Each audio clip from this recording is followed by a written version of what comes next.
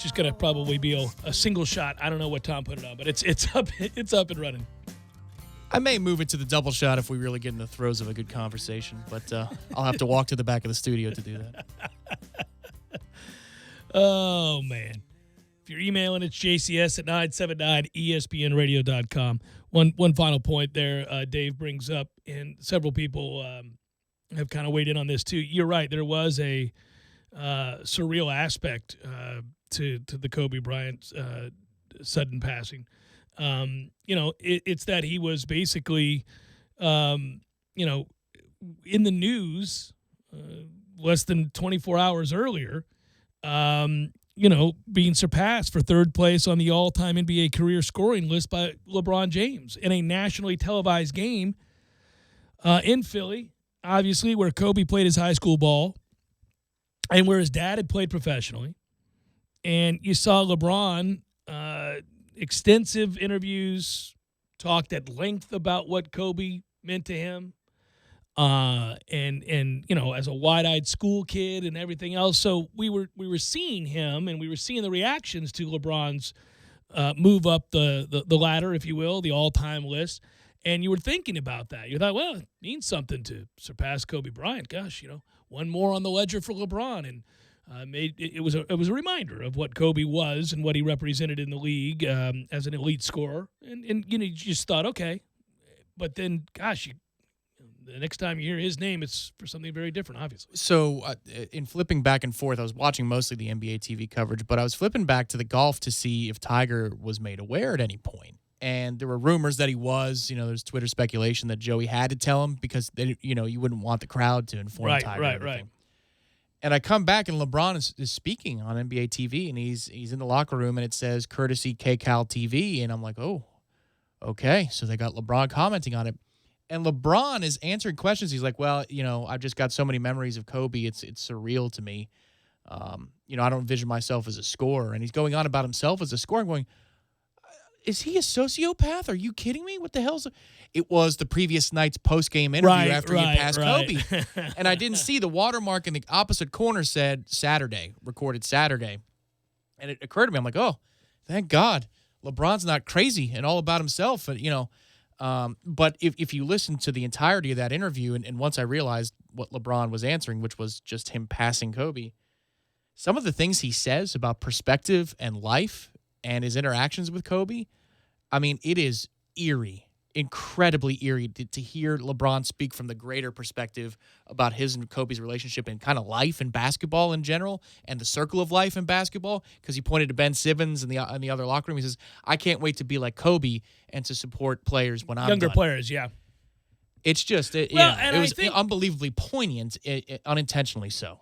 I think from what I could observe from afar here, and certainly just, not only observing that, but reading some stories about that, that's really the tragedy beyond the most immediate, which is that his 13-year-old daughter, along with the other passengers passing, and that is unimaginable, but is that he had grown very comfortable in retirement with the idea of being a mentor, and not really something you ever thought he would do because, like Michael Jordan, clearly his idol,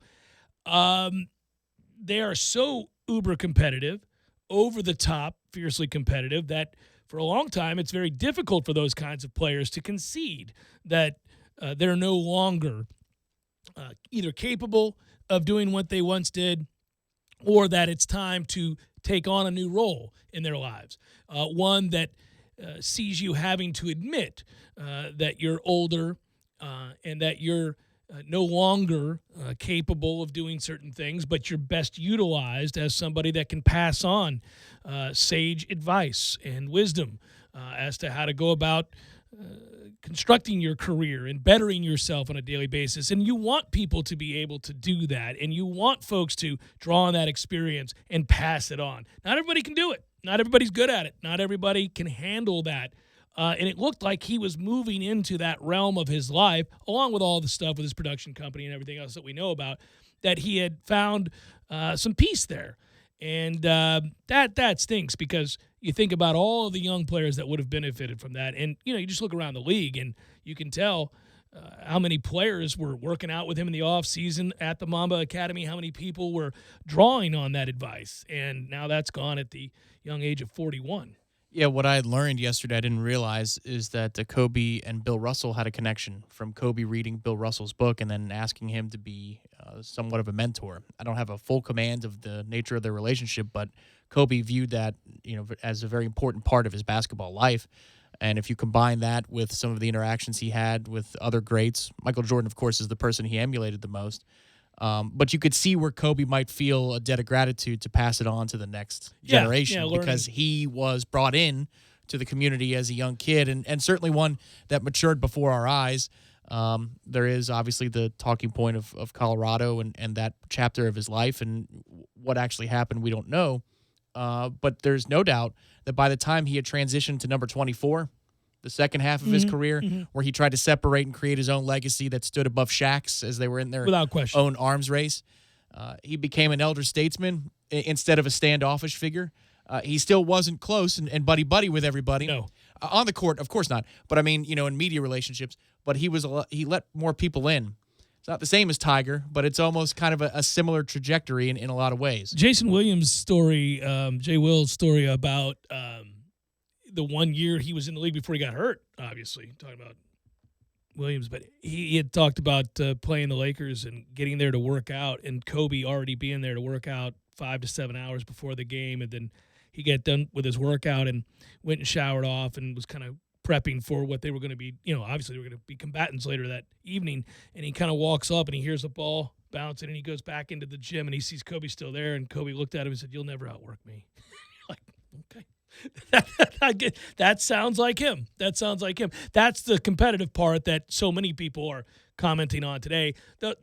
Those stories will be bountiful, obviously, because you have so many players from the younger generation that are still in the league that he competed against at the tail end of his career, and so many moments, obviously, in which they could pass that on and reflect and regale us with stories of the kind of drive and competitiveness that he featured. All right, back to Florida State for a second. The obvious relationship between this community and that team and that environment is something that we get excited about every time a night like Saturday night rolls around, because obviously, Tom, we were there, as were many in this community, and it was loud and it was exciting, and the game got off to an absolutely pitiful start.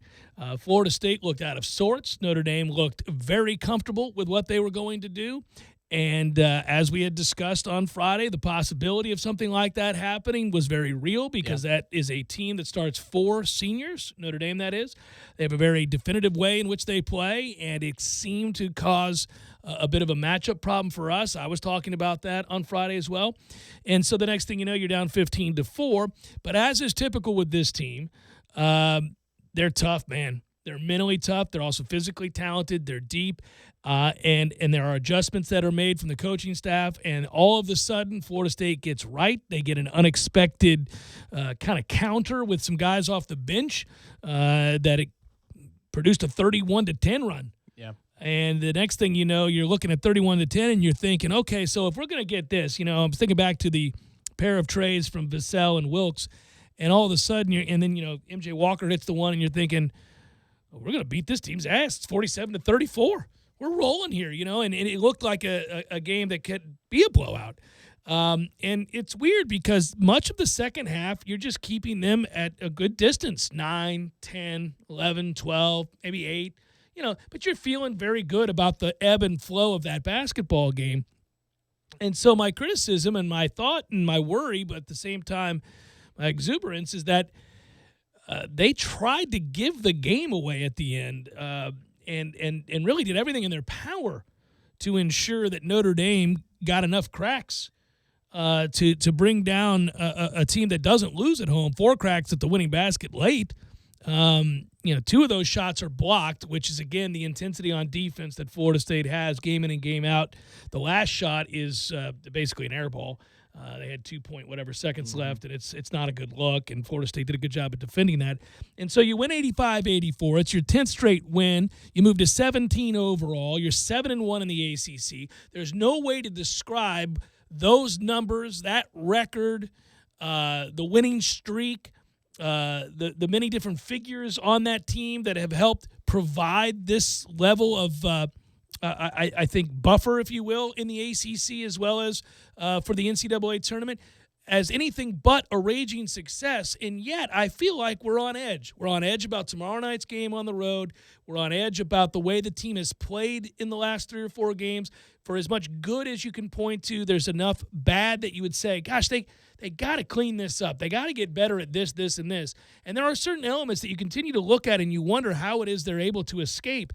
But the fact is they do escape, and they keep winning games. And when you look around the country at all the other teams that have either been ranked number 1 or been in the top 5 or had a stretch where they look to be emerging as the best team in the country, those teams, most of which have lost a game they shouldn't have or have found a way to lose to people that were unranked or that were double-digit underdogs, then you can do nothing but give kudos. I feel like I'm in a position, my choo-choo was pretty muted on Saturday night because of the way the game was botched late and because Raekwon Gray looked ridiculous trying to inbounds the ball and because there were factors that had me thinking, this is what gets you beat. This is a lack of attention to detail. These are the kinds of things that infuriate you. And then I have to take a step back. I have to think back on it later that night and then the next day and think, they won again. They won again, and that's what they do. They're winning. How many times am I going to bring up the stat about Florida State's record in one-possession games? How many times are we going to talk about they've won 9 straight in overtime? How many times do we have to talk about the record at home? You don't do that if you're not able to overcome boneheaded mistakes in critical moments and show a mental toughness that allows you to override that moment in time and allows you to recover in that moment in time. And that is simply put, admirable. Yeah, for me, if you ignore the final, 2 minutes of the game, just for a moment, if you can get it out of your mind. The thing I love about this game is that in the first half, Raekwon and Osborne are drawing the ire of Leonard for what they're not doing on defense. There's a possession where Notre Dame is inbounding from their baseline, and Leonard is yelling at Malik to get back and get in a position. Leonard's on the court yelling at him. Yeah. And he is like motioning. He's like, hell, are you listening to me? Move, because there's a Notre Dame player back near the 3-point line in the corner. So he finally gets there. And then the possession doesn't work out well. Next possession, they come down. Raekwon and he don't communicate well. So he pulls them both out, and he brings in, it was Wilkes and it was Dom. Wilkes and Dom come in for, say, 2 or 3 possessions. Yeah, they pulled him right back out, yeah. And he puts the 2 starters right back in. It was like an arm around you moment after he was screaming him down. Things continued to not go well. It's 15-4. And he decides to put in role players. But you know what? Dom contributes a couple of big baskets. That's the highlight of the night is that the bigs, I know Wyatt Wilkes will rightfully get the attention. 19 points, 6 of 10, 5 of 6 from beyond the arc, hits his 2 free throws, was simply incredible. I get it. But really, if as a Knoll, you got to be looking at this as a night where Dom and Balsa become guys that now, if healthy and they're going to contribute this way, change who you are. Right, and they could change what you are for certain, it could be 4 minutes in one game, but those 4 minutes could be critical, and they proved to be critical in this one. It was coaching for literacy night, it was coaches versus cancer night, but it was little did we know it was Wyatt Wilkes' appreciation night for all the shots that he was going to hit, especially in the first half when he needed to have them. But he and Dom played a 2-man game on a couple of possessions, and then there's a couple of baskets for Balsa, and you just see what he is down low as a rebounding presence, the offensive boards we got. This is a game that you can build upon to be the team that you want to be. It doesn't end the way you want, outside of the result, of course. Stylistically, it doesn't end the way you want it to, but you're building role players, and you're building role players in a game like this, and that's huge because if you're going to try and beat Virginia by doing something different tomorrow night, you're going to need Dom or Balsa or both to be in that game and be important in that game in a way they weren't here in Tallahassee. Hopefully Saturday night is an indicator that they can be. Yeah, and that's why it's funny because I walk out of there and I say, once again, you want to learn these lessons after a win and not be kicking yourself that you let one get away and, somehow coughed one up. Instead, Florida State keeps winning these games. Lessons are learned, and perhaps you're right. This is an infusion now of 2 bigs that we've been begging to see and hoping that they could get healthy and contribute in a greater way, and that's happening. There's no doubt that's happening. Florida State missed Patrick Williams too, and it should be noted. They gave up that many points without him on the floor, and Patrick Williams is a defensive presence, and he is important, and so. Him being out with that toe injury hurt, but in some ways, it's also the story of the game because he's out, and next man up, Wyatt Wilkes, and Wilkes has a career night, and it's one that no matter what happens from this point forward, he'll always have and will always remember. And that really is, I think, a great representation of what this team is. It's that they do such a good job of fostering focus and interest and intensity and understanding of roles that when guys sit out or are suspended or get hurt for any reason, and you've got to play one of these guys who are typically getting extended minutes, we're at a place now where we can picture them playing well, that they're going to come in and they're going to play their roles and they're going to play it well. I'll go through the numbers when we come back. Jeff Cameron, 97.9 ESPN Radio.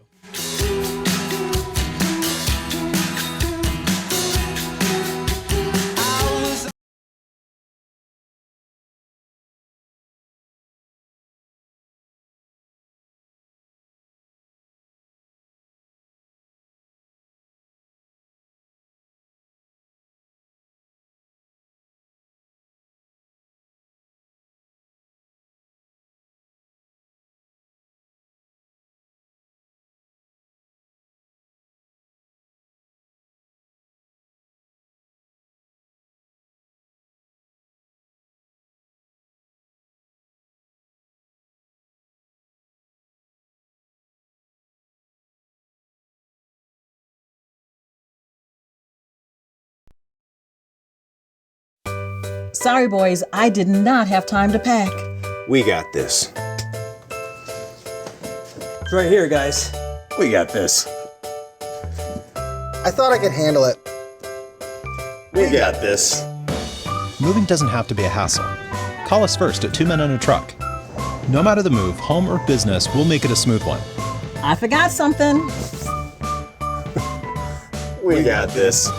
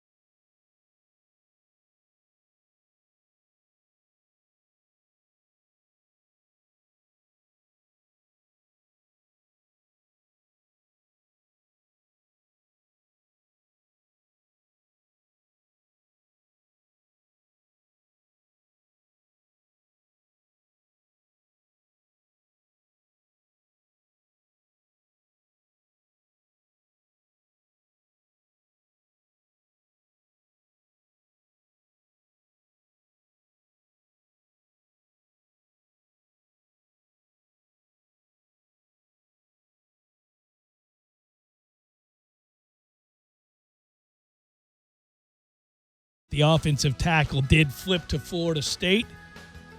That's right. An offensive tackle has committed to Florida State. 6'5", 310. I stood next to the young man about a week ago. Was it a little over a week ago at Hangar 38? As they were there with the rest of the team and the recruits, and he's biggin'. Yeah, fluffy Bisquick pancakes. Yeah, I don't think you had to go that route with him. He's a 3-star kid that was committed to Ole Miss, and we were, apparently eyeing Arkansas as the other threat. Maybe some raisin bran. Maybe just bran without the raisins. But offensive line coach Alex Atkins gets credit as having played a major role in convincing Scott that FSU is the best place for him. Frankly, and this is my bias, if you're committed to Ole Miss and the only other combatants in the argument here are Arkansas or Florida State, then this is a no-brainer. You come to Florida State. I know we haven't been worth a damn in 3 years, but it's Florida State, Ole Miss, and Arkansas are useless. So, at least now you got yourself a tackle. It's good to see. We've needed one. We need more. I'd like lots of them. Please go grab 5 or 7 of just 5 to 7 more. Let's make that happen. Yeah, fluffy Bisquick pancakes. Those numbers I referred to before the break look like this. Trent Forrest, 13 points, 7 of 8 for the free throw line, and had 5 boards, 7 assists, 4 steals in 32 minutes. Raekwon Gray gets overshadowed, unfortunately. He finally had himself a night, 13 points, 11 in the second half. It was big. It looked like he was coming out of his shell, and then those inbounds. He's the best player in the second half until 2 minutes to go. My God. Going to have to switch it up. I'll get to those other guys later. IrashFellWarChant.com. Joining us in a moment. With the birds are returning, we're safe enough to say that much is true. In the desert.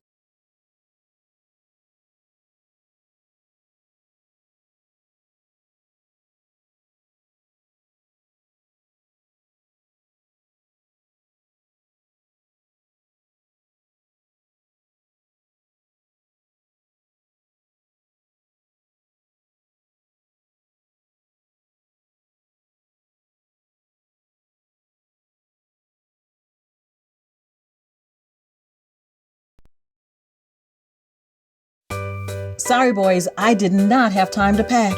We got this. It's right here, guys. We got this. I thought I could handle it. We got this. Moving doesn't have to be a hassle. Call us first at 2 Men and a Truck. No matter the move, home or business, we'll make it a smooth one. I forgot something. We got this.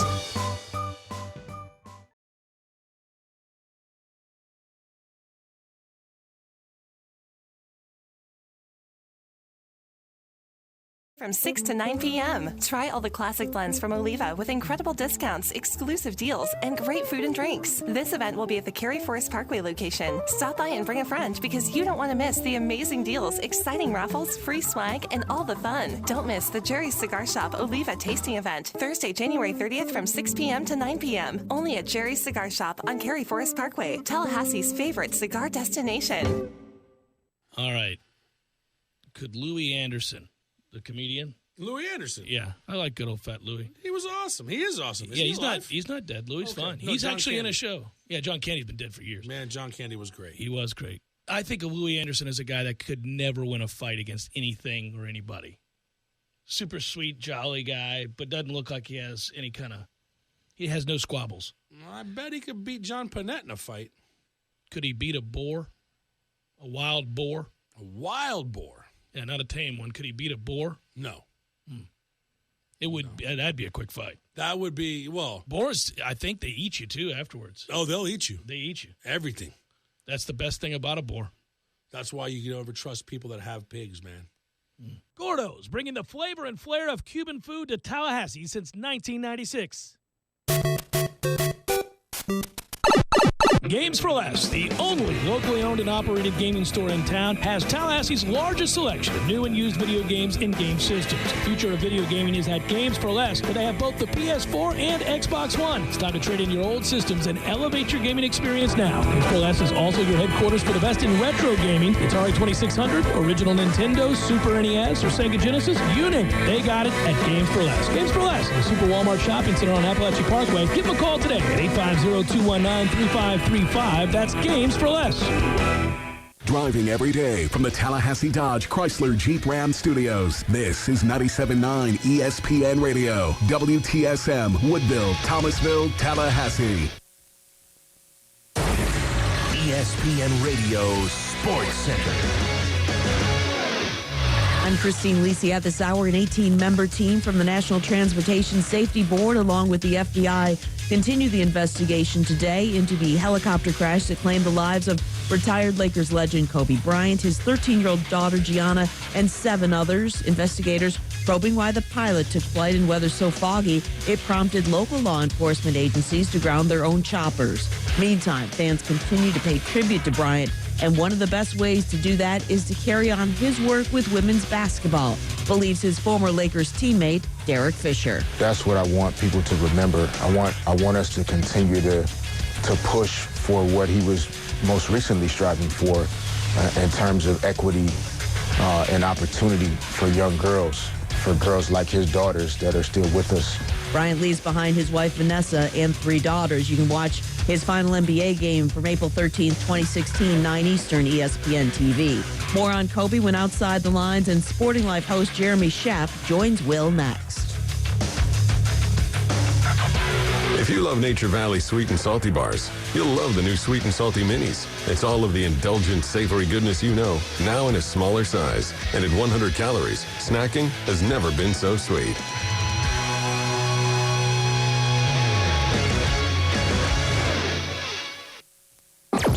Broadcasting live from the Tallahassee Dodge Chrysler Jeep Ram Studios in the capital city of Tallahassee. This is the Jeff Cameron Show on 97.9 ESPN Radio.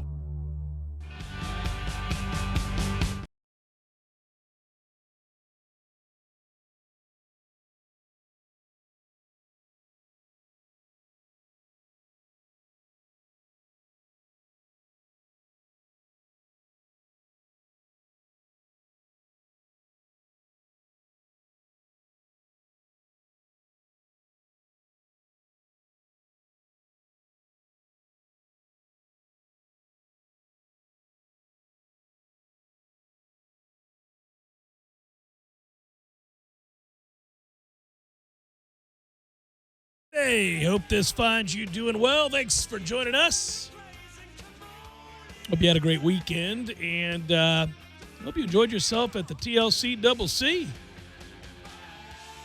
Raucous crowd early and late when it mattered, and Florida State escapes with a win over Notre Dame. Obviously talked about that some in the first hour. Obviously also talked about the sudden and tragic passing of Kobe Bryant, his daughter, and 7 others on that plane. And so we will obviously rehash for all those just joining in. But right now we do have to bring in our good friend Irash Fell. Warchant.com is the website to read his stuff and others.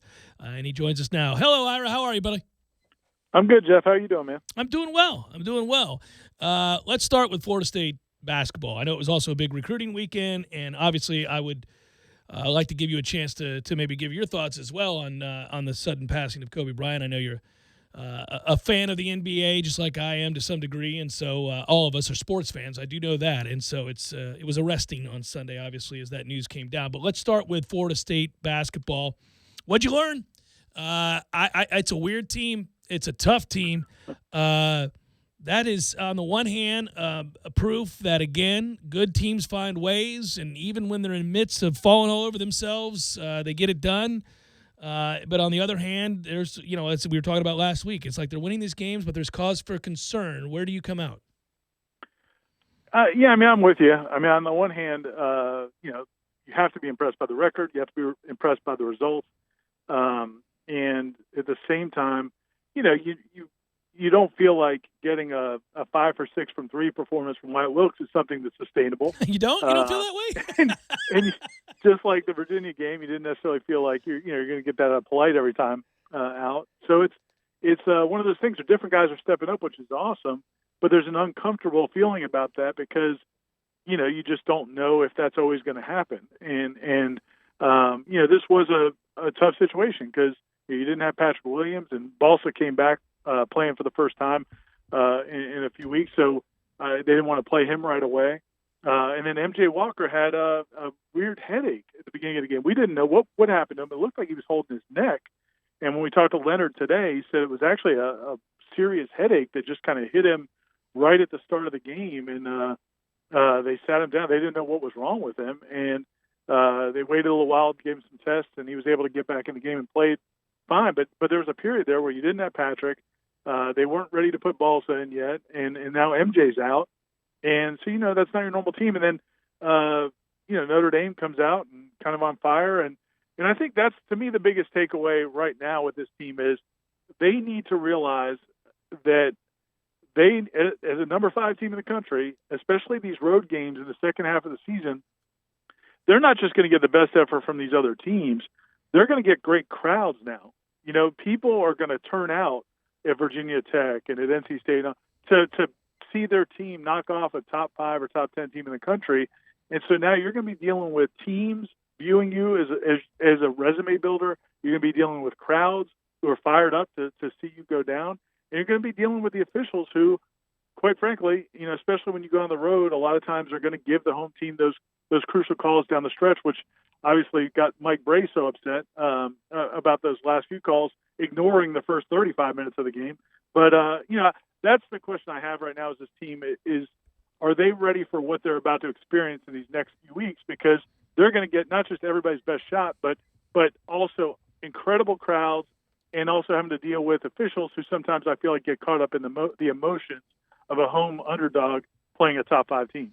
They absolutely do that, and it's frustrating, but it is part of the game, and it's why teams have home court advantages, one would think, although I'm not so certain that always is the case here. I do think late Coach Bray, who I would not have expressed it the way that he did necessarily, it was humorous, but I do think he had cause to be a little frustrated, but oh well, I've seen it happen to Florida State a million times, so I'm not going to pity him. I think the best part of this to me is that you got a glimpse of what this could be if Balsa and Dom are going to play a more prominent role and you're going to get something out of your bigs. It can change the game. It can spell minutes. It can allow you to do more offensively and defensively. And that was the thing that I was clamoring for.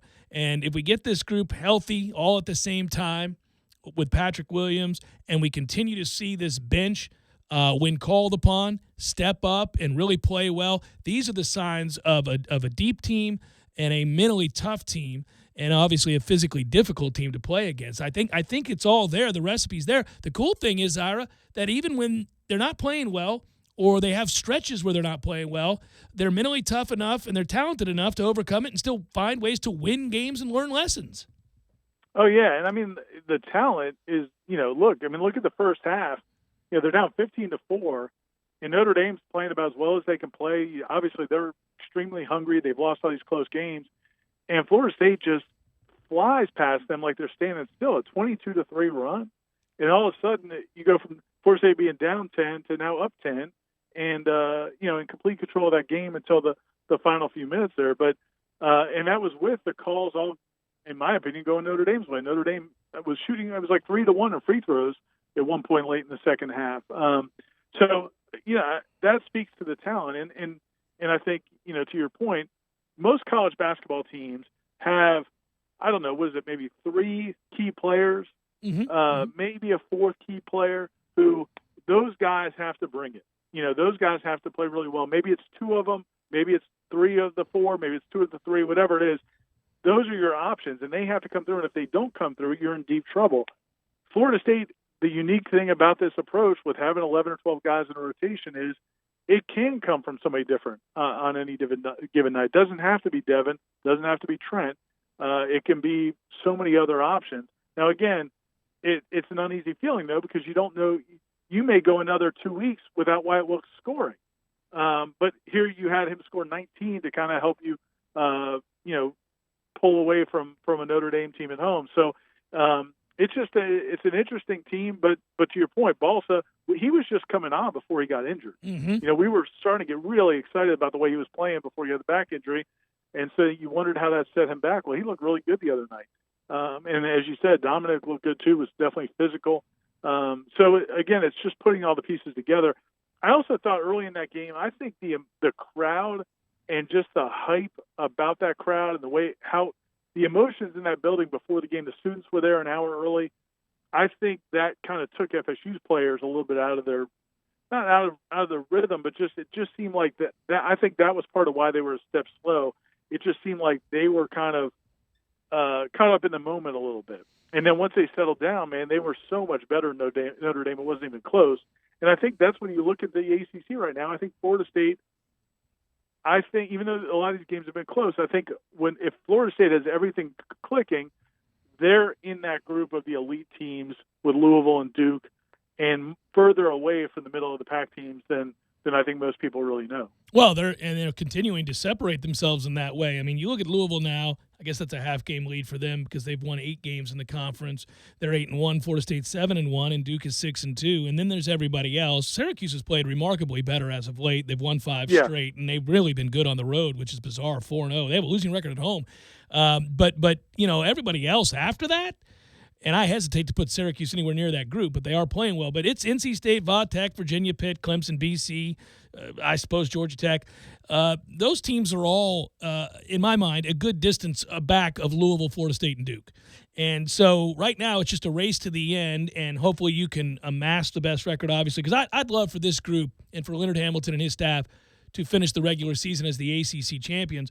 They'll have to be at their best to do that. And I think right off the bat, they've got a difficult game here. They're going to be facing a pretty desperate Virginia team who hasn't played well. They didn't play well again against Wake, but they got the win. I'm curious because Virginia was able to dictate terms by enforcing the way that they play the game on Florida State and changing tempo. What do you think we see tomorrow with that game? Yeah, my guess is more of the same. I think that, again, I think the crowd there is going to be awesome because, they still love Tony Bennett. They still love their program. It's a basketball focused school. They have a great arena, and they'll have a top 5 team coming in that they think they can beat, that they feel like they could have beaten on the road. So I think it's going to be a really tough environment. And as I said, I think that, down the stretch, they're probably not going to get the calls. But I think Florida State's a better team. But I think it's a toss-up game. I think there's a few of these games that are going to be kind of toss-up games because it's just really hard to win games like that on the road in this conference against teams, really good programs. So I think it'll play more towards Virginia style. I'd be really surprised if Florida State went in there and figured out a way to score 75 points. I just don't see that happening against that defense. I'd love for it. Wouldn't it be great to sweep them and boat race their ass in front of their home fans? God, I'd love to see it. You know how I am with this. But I agree with you because I'll tell you what, we've exhausted all the buys. And now you got 12 ACC games in 6 weeks. And you have, I think, 3 Saturday, Monday trio of those kinds of turnarounds. And you have a pair of road games this week, Virginia, obviously, that we're alluding to, but then Virginia Tech on Saturday afternoon. And then you got that home game against North Carolina. And it does look like Cole Anthony might be back in the lineup for North Carolina there. So we'll be getting a different-looking North Carolina team than the ones that have been getting their brains beat in over the course of this season. So all of a sudden you kind of feel it coming like this. I'm not saying they're going to collapse, but you really do realize now that the road is going to be much harder to hoe than it has been up to this point. And it's a good thing they've won all these close games because they've given themselves a little bit of margin for error.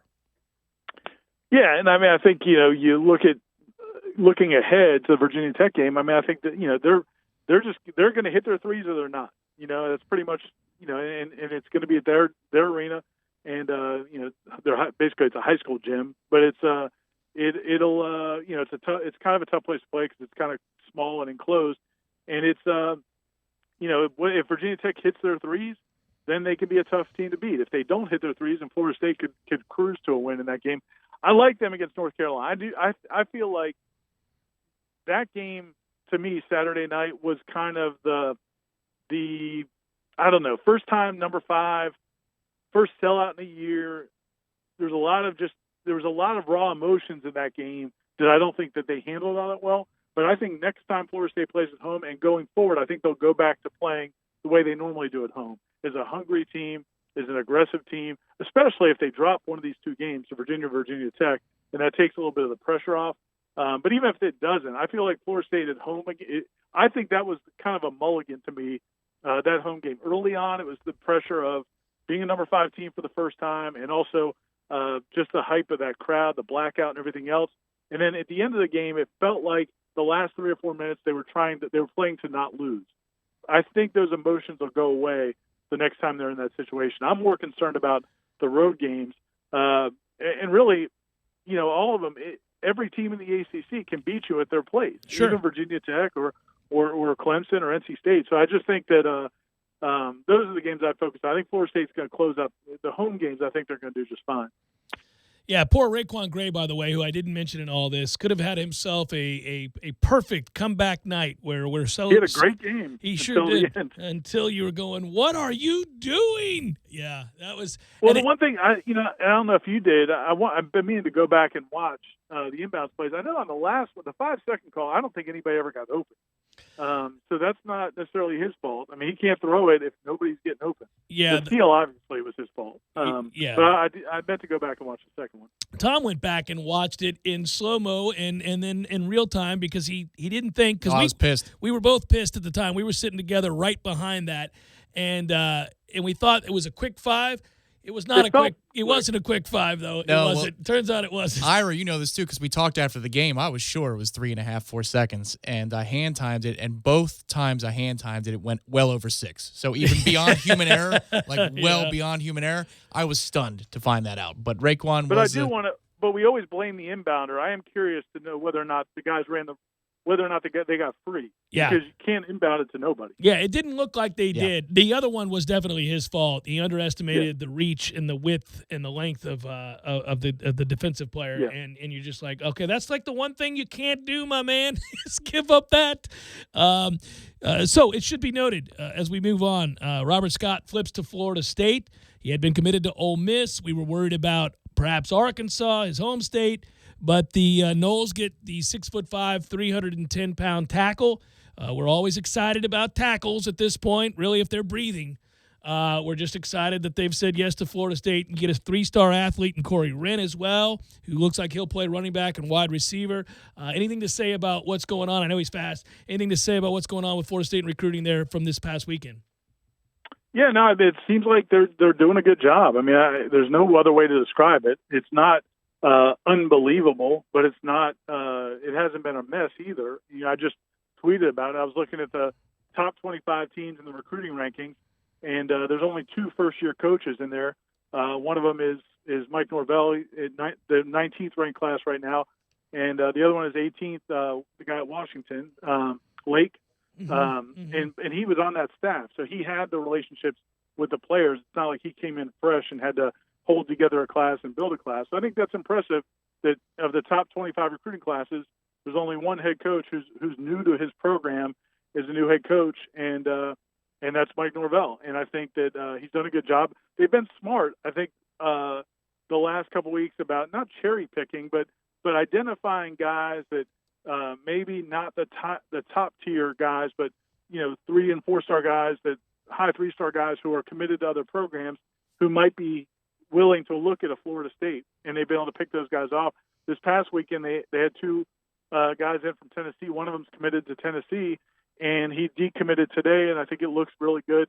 He's a receiver, Darian Williamson, who came in for the weekend, and Florida State obviously looks really good for him at this point. So I think they've done a good job of targeting guys that they can get, that can kind of give them some bang for their buck, as opposed to just reaching for the stars and striking out. But then going to the future, the other impressive thing that happened this weekend was they had their junior day, and they had a ton of, big-time players come in for 2011 or 2021, 2022, a lot of juniors and a few sophomores.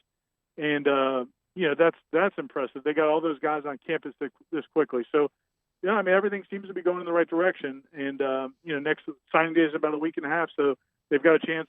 My guess is they'll pick up maybe 5 or 6 or 7 more guys in this class. Final thing, you and I are both, obviously, this is the profession of choice, huge sports fans. We're also fathers, and I didn't want to leave this conversation without giving you an opportunity to give your perspective on the stunning news that we all got at various points yesterday. We're both fans of the game. We're both fans of sports, and certainly over the years, we've all had to take a step back and be reminded of how quickly it can all go away. But your thoughts on the sudden passing of Kobe Bryant and the other, obviously his daughter and the other 7 passengers? Hey, really, it hit me way harder than I expected. I mean, any tragedy, you obviously feel bad about loss of human life for no reason, but especially somebody that you know of and is in the public eye. But then the Kobe part of it it really hit me way harder than I expected, and I don't think it's any one reason, and it's not so much about the celebrity or even his gifts as a player. I think it's the combination of just kind of talking through it last night with a couple friends and then thinking a lot about it. Was just I think it's a combination of he's a guy that was younger than us, so we saw him as a kid. Yep. We remember, you and I remember him, and Tom might not, but you and I remember him as a high school phenom. As a high school phenom, and so he's a younger guy. This isn't I was thinking just different celebrities like Prince or Tom Petty or whoever. This is different. This is a guy that we saw as we were already adults when we saw him coming up. And then we watched his whole career, and then you saw him as evolution as a person. And I just been so impressed by what he's done post basketball. All the media company and all the things he's doing and the training and then the impact he's trying to have on women's sports and all these different things. And it's like I've been so impressed by all that. And then to see somebody like that who just seems so full of life, and then to have it just kind of like with a kind of a light being turned off, just like in an instant, it's just hard to grapple with it. And then you start thinking about, as all parents do, your own kids and your relationships, and do they know, how we feel about them? And it's tough, man. This was as much as anything, and I heard Dan Levitar talking about it earlier today, it maybe hit on so many different levels, maybe more so than any celebrity or athlete dying that I can remember in our lifetime. And he's not even a guy that I had any great personal relationship with or affinity for, but it's just because it hit on so many different levels. I mean, this has been tougher than anything I can remember in terms of somebody I don't even know. Yeah, I think that sentiment is shared by many. I think there are a lot of people who now look, it's interesting because I knew, as is usually the case, when a famous person, athlete, actor, musician, whomever it might be, passes away suddenly, that you're going to hear opinions from all corners about what that person represented, good and bad and everything in between, and what they meant to an individual in their own life. And usually I like to take a step back and wait 24 hours and kind of think, well, okay, listen, we're all prone to hyperbole right now. We're all prone to maybe overstate what they meant to the game or to ourselves personally or whatever.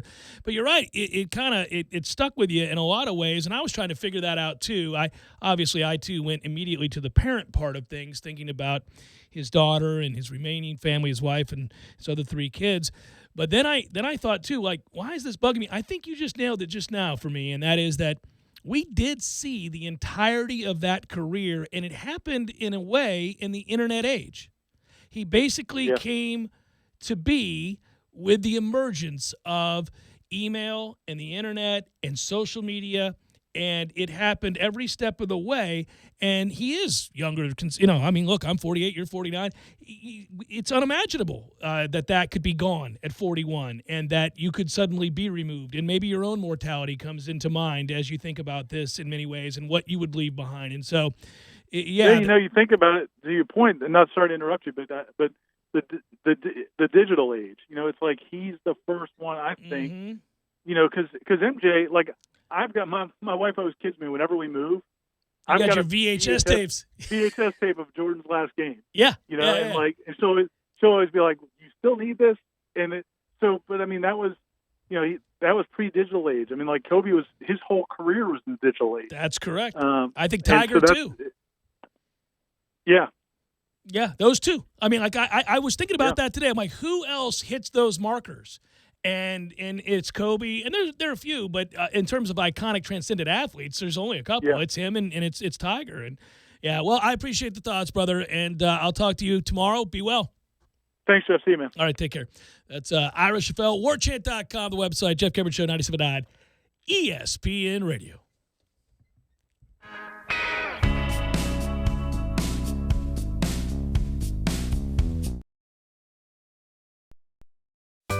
Sorry, boys, I did not have time to pack. We got this. It's right here, guys. We got this. I thought I could handle it. We got this. Moving doesn't have to be a hassle. Call us first at 2 Men and a Truck. No matter the move, home or business, we'll make it a smooth one. I forgot something. We got this.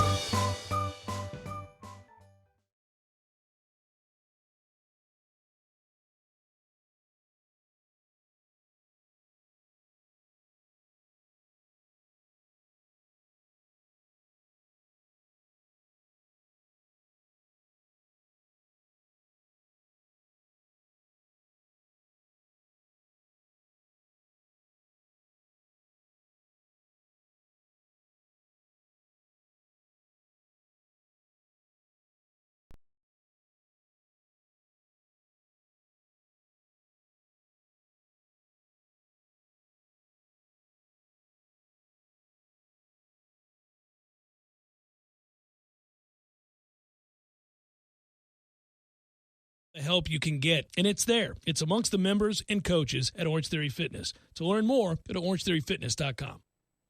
We heard you loud and clear. You wanted it, and you got it. Tallahassee Dodge Chrysler Jeep Ram is now offering a 20-year, 200,000-mile warranty on all our new car inventory. The Ram 1500 is back-to-back 2019 and 2020 Motor Trend Truck of the Year, and now comes with an exclusive 20-year, 200,000-mile warranty only at Tallahassee Dodge Chrysler Jeep Ram. We have over 100 Ram 1500s in stock for immediate delivery, and with up to $10,000 off remaining 2019 Rams and an exclusive 20-year, 200,000-mile warranty, there is no reason to shop anywhere else. The all-new 2020 Jeep Gladiator is the hottest Jeep in the market right now, and Tallahassee Dodge Chrysler Jeep Ram has the largest inventory from Jacksonville to Fort Walton Beach, and all our new Jeeps come with 20-year, 200,000-mile warranties, only at Tallahassee Dodge Chrysler Jeep Ram on the corner of West Tennessee and Capitol Circle, where we're right on the corner and always right on the price. See dealer for details on powertrain warranty. Dealer retains all rebates and incentives. It's time for the Oliva Cigars tasting event at Jerry's Cigar Shop on Thursday, January 30th from 6 to 9 p.m. Try all the classic blends from Oliva with incredible discounts, exclusive deals, and great food and drinks. This event will be at the Cary Forest Parkway location. Stop by and bring a friend because you don't want to miss the amazing deals, exciting raffles, free swag, and all the fun. Don't miss the Jerry's Cigar Shop Oliva tasting event Thursday, January 30th from 6 p.m. to 9 p.m. Only at Jerry's Cigar Shop on Cary Forest Parkway, Tallahassee's favorite cigar destination. T-Spark Enterprises, roofing and construction services. T-Spark, TSparkConstruction.com.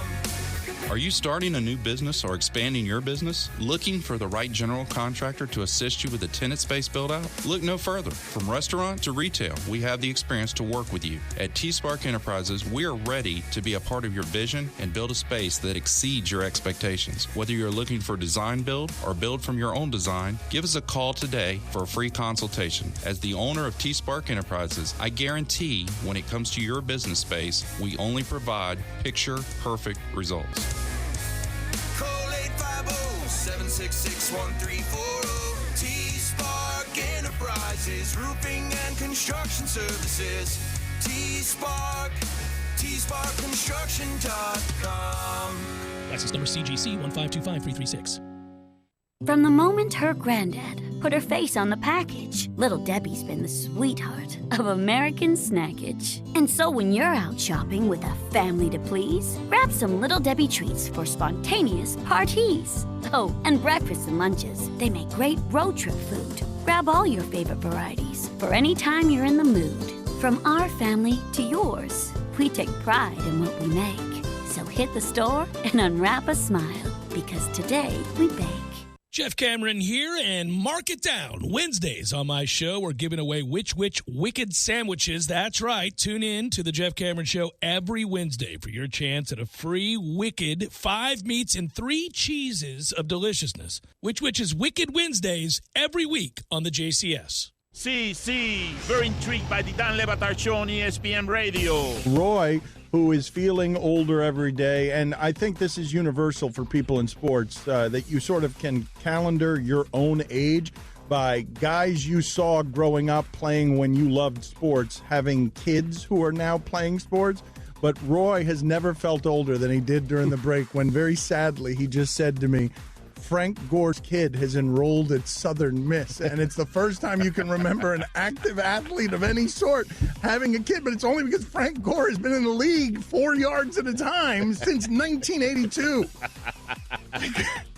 He's not going anywhere. He's not going anywhere. Why would you when you can still get 4 yards? Frank Gore Jr. is going to put it on the poll, Antonio. Is Frank Gore Jr. going to retire from football sooner than Frank Gore Sr.? The Dan Le Batard Show, weekdays at 10 a.m. on 97.9 ESPN Radio. This is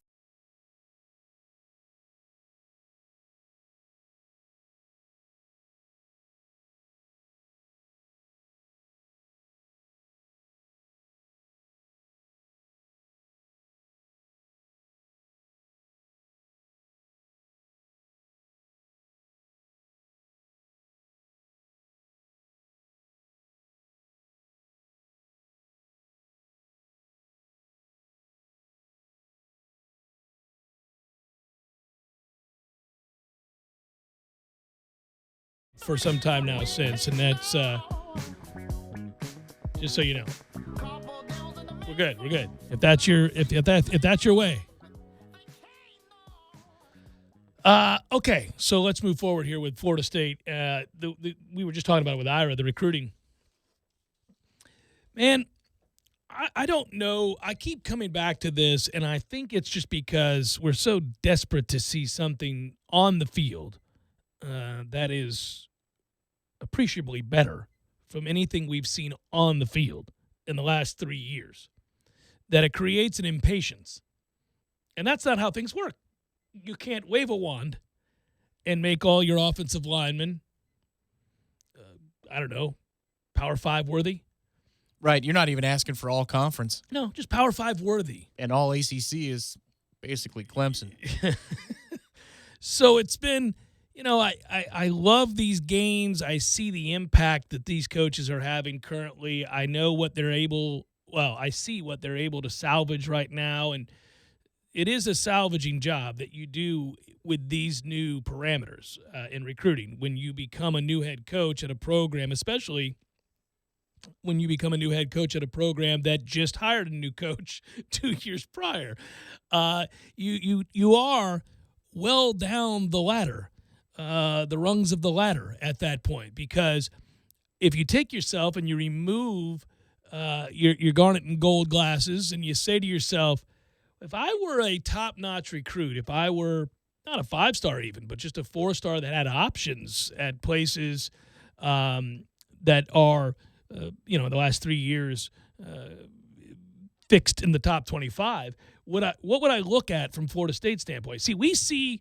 positive changes happening. We hear about some of the things that are happening behind the scenes, and that creates a buzz, and that creates this feeling of some momentum finally, that the gears are beginning to operate again, and that, okay, we're charging up the old machine again. Things are going to happen. But if you're a recruit and you have no ties to Florida State, you hear a pitch from the new guy, great. Hopefully you buy it. Hopefully you believe it. Hopefully you want to invest in it. But at the same time, I completely get that you would be suspicious, that you would say, they really haven't had their you-know-what together in some time up there in Tallahassee. Maybe I'm going to consider an on-par SEC school. Or even another ACC school, for that matter. Well, with us, when we think about our school, we think about Pasadena, Heisman ceremonies, going to Clemson and kicking ass and taking names, the rivalry in the 90s, or however far back you go. But for me, it's the rivalry in the 90s with Florida and Miami. And those are the things that I think of first. For a kid They look at us right now, and let's just say they're a junior in high school. Without anybody else, like Mike Norvell speaking to them directly, they see Tennessee because in their high school years, that's what we've been, is Tennessee. And that's the hard part is we value our university to a level where it's in our blood. But a kid is looking for a stepping stone to get opportunity. paid. Yeah. Boy, you went for the heart. You could have picked any school. You went straight to I did. I mean, I wanted to reach you specifically now, in a way that's what are we doing? But that said, again, that's why I call it a salvaging act. You're trying to get through and do the best you can for now until you get your opportunity to show the improvement on the field. And again, that improvement can reveal itself in a lot of ways. It may not be, unfortunately, and this is the impatience I speak of, it may not be that you win 10 games. In fact, I know it's going to be that you don't win 10 games. You're not going to win 10 games. Not with this schedule and not with the holes in your roster. So it may very well be that the record isn't, again, appreciably better, but you'll see signs because the games are closer, you're executing better, there seems to be an overriding philosophy and understanding of how to play the game, the effort is more consistent, the execution is more consistent.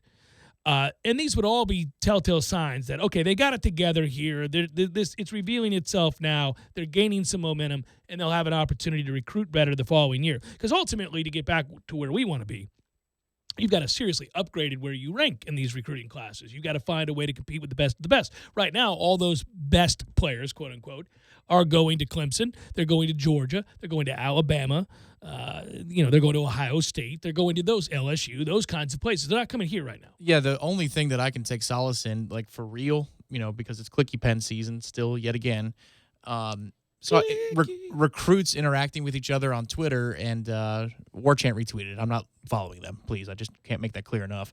That the culture You're not here, following the high school kids? No. But that the culture is different. Like they're talking to each other. Man, culture in Tallahassee is different, isn't it? And essentially, yeah, the kids are like, "Yep, sure is." That's the kind of thing that I take away from this whole process. It's all I do. Good. From the kids who actually have been here before and after, they see a marked difference. And they're the ones that are coming on the wine and dine visits. Not like, the everyday life. The ones where they put their best foot forward in both coaching staffs and they see a difference. It resonates with them differently than it did with the previous group. Good, because it didn't work with the last one. Well, and I tell you what, I finally got around. I guess maybe I was not doing my due diligence. I probably dismissed it too easily, but I finally got around to listening to and reading the quotes from Keith Gavin. And, that is nothing short of lampooning of the previous staff. And so, what do I do with that? Well, what I do with that is I go, unfortunately, a lot of the stuff we were hearing about was confirmed, and a lot of the disorganization and lack of execution at practice and standards being set and all of that turned out to be true, at least in the eyes of Keith Gavin. He was a veteran player who's played for both staffs, so he's really in a position to be able to comment on that. But I didn't look at it and dwell on it too long in the negative. I looked at it as, okay, good. Well, it's nice to know that we're moving on from that because the voices you're hearing now who also experienced that or saw that or were on visits that you noted before are telling us that. It's no longer an opinion. You're hearing that from people who would be in the know. Right. These are the players being recruited or former players or players that were with the old staff that are with the current. Yeah, for me, I think it's more important that a recruit says it and not a current player because a current player knows what you're asking and kind of knows what people want to hear. Yeah. Right. So the first, breakout Unless interview it's Marvin session. Wilson because he's going to tell you the truth. That's true. He's going to tell you the truth. But Marvin is, I can't believe he's coming back. Me neither. You want a random smile on your face, you just think about Marvin Wilson. Well, we're forever just throwing that out there. In fact, I'll do it to end the segment. Marvin Wilson. Jeff Cameron Show, 97.9 ESPN Radio.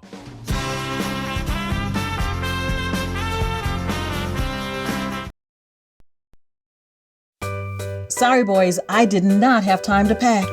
We got this. It's right here, guys. We got this. I thought I could handle it. We got this. Moving doesn't have to be a hassle. Call us first at 2 Men and a Truck. No matter the move, home or business, we'll make it a smooth one. I forgot something. We got this.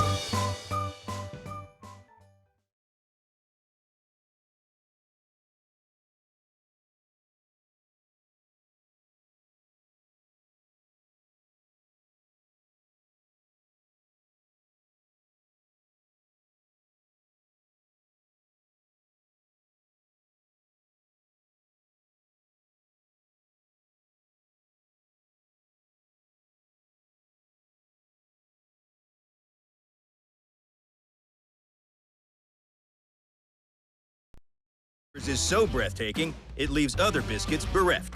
Be gone with bad bacon and bring on a bold bouquet of flavor that makes butchers bask in its beauty.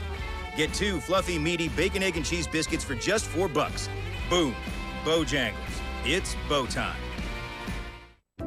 I really need a new refrigerator, and I want to get the best deal. But there are so many options, I don't know which one to choose. I wish there was a way to make this simpler. With so many choices, a major appliance purchase like this can be overwhelming. The City of Tallahassee helps make the choice simple by offering rebates on Energy Star appliances. You can receive up to $300 in rebates on refrigerators, clothes washers, and more. Are you thinking about purchasing and installing a smart thermostat to help minimize your home energy costs? With the city's rebates, you can get up to $100 off eligible options. Stack your savings this holiday season by coupling in-store deals with rebates from the City of Tallahassee. Visit talgov.com/YOU. That's talgov.com/YOU. Or call 850-891-4968 to learn more. That's 850-891-4968. We've invented a new messaging system using the crisp sounds of Bud Light. Crisp Code. Lesson 42. This is how you say happy hour. It's happy hour. Let's go get some Bud Lights.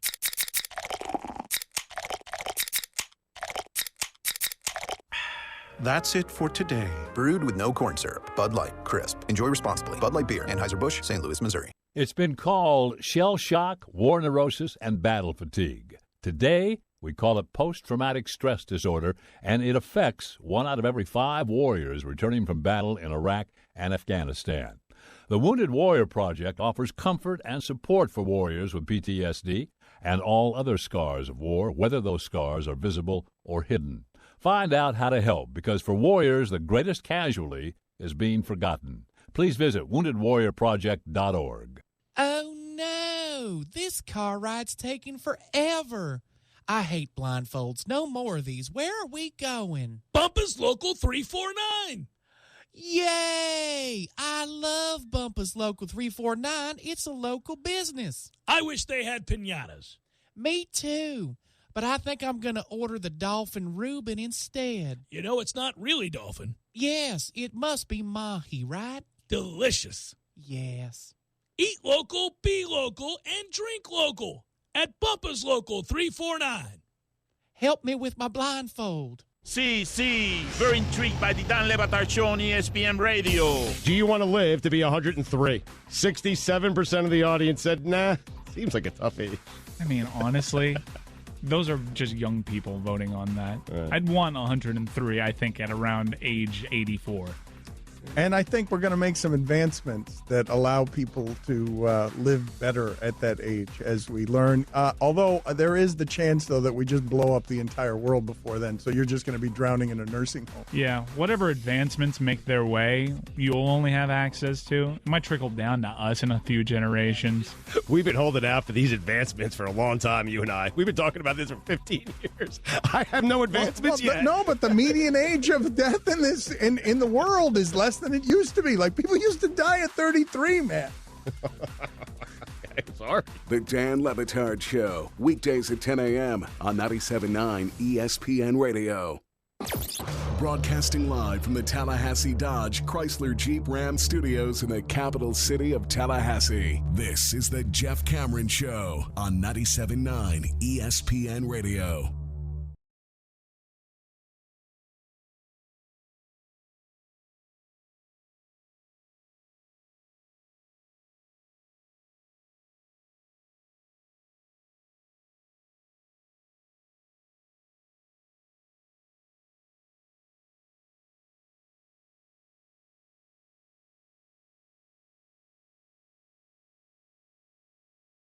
Is. Hey, Jeff, the last good player on your team got traded today to the D-backs. Enjoy a rebuild. But you know who's not rebuilding? That's right, the Atlanta Braves. And you'll be able to hear the Atlanta Braves right here on 97.9 ESPN Radio all season long. We got you, Bravos fans. Hugely popular. It's usually between 110 and 130 games by the time it's all said and done. We do have other obligations, but we make sure, and every playoff game, every inning of every playoff game, including the unbelievable Game 5 last year in the DS. Remember that one? We had to sign off early for it. Oh, that's right. And you were picking up your son from school because you had an opportunity to do so for once. Yeah, I was excited. And I said, 8-0, 9-0. 9-0. Well, they're setting records in Atlanta. Yeah, that was pretty odd. But you know what? Here's what you do know as a Braves fan. That's a young, up-and-coming team, and they can't possibly do worse than the playoffs in the final game because they set a Major League Baseball record. But they're also going for it. That Osuna signing is incredible that they got him at that rate. I know. That'll piss you off. Yeah, if you're competing with them, it would. And you are. Yes. We're not. We're not competing with much of anything, save for the dregs of Major League Baseball. That's what we're doing. We're in full rebuild mode. Maybe you can be the upstart Rays this year and, No, hit above your weight class. We don't have the pitching. The Rays actually have top-line pitching. That's the difference. They have frontline pitching. They may not spend a lot of money. In fact, it's not that they may not. They don't. But they have real talent. But they're widely considered to be going for it. Their trade in their own little way that gets them 2 everyday outfielders from St. Louis gave up a lot by Rays standards. So the executives and analysts They're around like, the league let's are go. saying, look at the Rays. They're going all in. Let's make it a go. Trying to get themselves a 270 platoon hitter. They must be going for it. I admire that organization so much, man. I hate that nobody down in Tampa St. Pete bothers to go to the games and supports the intelligent way in which they build a franchise. And that it is. Incredibly intelligent. It drives me batty. But, nonetheless, you know what else happened? That's right. We got underneath 20 days, folks. Can you believe it? We are, 19, 18 days away from the start of Florida State baseball. Oh, yeah. Woo! Excited. I'm very excited. I think, too, because you're going to see a little bit different way of playing the game, although it's hard to argue with the way they played the game the last 500 years. They did, in fact, find their way back to Omaha. Via Baton Rouge, I might add. Wow, that's a lifetime memory. It is indeed. And nonetheless, I'm excited to see a more aggressive style of baseball. I think you're going to get that this year. It's been alluded to. I know that we'll have an opportunity to bring in Mike Martin Jr. a couple times before the start of the season. We always do our opening day 1 hour preview, sit down, hang out, talk Every about player some baseball. Yeah. on the roster. I love it. And they are blunt player evaluations. It's one of the great parts of an interview with Mike Martin Jr. It's his willingness to tell you what he sees exactly as he thinks. Right. This is a player that needs to do this, this, and this, or, hey, we're not going to be able to do this as a team, but we will be able to do this. He tends to side, I think, not with the negative per se, but he is striving for excellence. So if they are not at that point, he'll tell you. Yeah, he's if he was a spirit, right, he would not be a vodka because they're triple filtered, quadruple filtered, and he is not filtered whatsoever. Hopefully that doesn't change if you're listening, Meat. At least not on this show. If you have to do it with the national media or anybody else, that's fine. You can give them a load of bull, but not your boy here. That's right. Let's go. I hope the first time he does a dugout interview, we're expecting him to just be, hey, how you doing? Yeah, we're playing okay. We're not hitting worth a lick. He goes, hey, how's it going, Mitch? It's a great pleasure to talk to you. Isn't it a beautiful day for baseball in Tallahassee? You want him to go all in. He just assumes the character. Yeah. Well, the season is going to be an awful lot of fun, and it's always fun to welcome it back anyhow because obviously it means another season, like a real spring, is on the verge of arriving in Tallahassee. As we know, it's beautiful. Oh, I just can't wait to sit under the oaks. That became a little bit more of my routine last year, is to just hang out there and enjoy the best part of the year in Tallahassee weather-wise and, just talk baseball. And sometimes it's about Florida State baseball for the hour and a half you're out there. And sometimes it's just about sitting outside and enjoying a cold one and talking about life. but it became a nice little weekend tradition, and we'll have some details on some different weekend traditions, too, with Florida State baseball coming up in the coming weeks. It'll be fun. The oddity is here in the next few minutes and on into the next hour, in addition to Florida State's game over the weekend against Notre Dame and the recruiting weekend and the tragic news of Kobe Bryant's sudden passing, we are allowed to welcome in an infusion of Super Bowl talk. It is completely overshadowed on a Monday of Super Bowl week, but we do have the Super Bowl coming up this weekend, and unlike some years, this is a very good matchup, a very intriguing matchup. And you can tell, by the way, that not only is that just the general opinion of fans, but you can tell Vegas feels the same. They're having a hard time figuring out who should be the favorite. And So- I still don't know who will be come kickoff, I should say. Yesterday, before the bad news hit on Twitter, I was looking just at general stuff regarding the game, and I saw one report that 99% of the money coming in on that game It was on Kansas City. Well, nope. I'm talking about point totals was on the over. Yeah. Now, if you're betting Kansas City, that stands to reason that you would bet. I think it was 54 was the total. If it gets to 56, on principle, you need to bet the under. Because you're going to talk about two teams. So what would we be looking at? 13 possessions? These two teams. He's counting possessions. That's the way to do it. That is the way to do it. You got to count possessions. And then I think the other thing is that the San Francisco 49ers run the ball. So you're shortening the game. Right.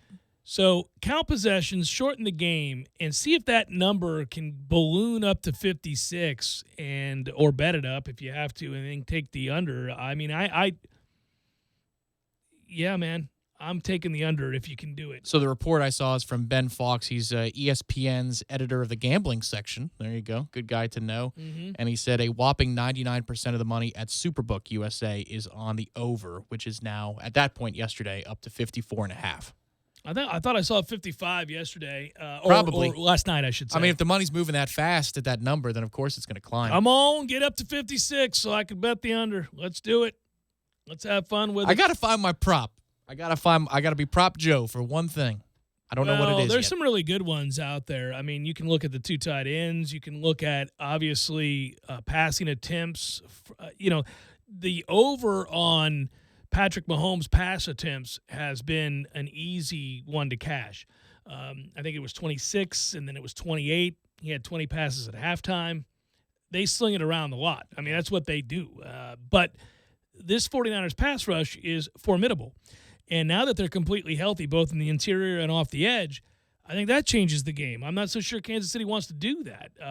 The other part of that I think is fascinating is listening to coaches and scouts talk about how San Francisco would want to handle Patrick Mahomes, because whereas normally when you have the kinds of talent, Ford and Bosa and guys like that San Francisco does, you pin your ears and you make plays, but you can't pin your ears against Patrick Mahomes. He's going to make them miss. They're not going to get him down. I mean, he'll make them miss, and then plays develop, and you got problems. He'll make the first guy miss. Always. Though. That's the thing. If they come at him in waves, then this is going to be a real short game for Kansas City. Yeah, but I think that if you do that and you miss once, they have the speed at receiver that they're going to get behind your corners. I mean, it's not like Sherman's fast. I mean, Right, yeah. So he'll be playing in deep left center field. He better, because he'll get run right past, and if he continues to allow plays to be extended, that just too many weapons. I mean, Calculate obviously- that, Stanford boy. Yeah,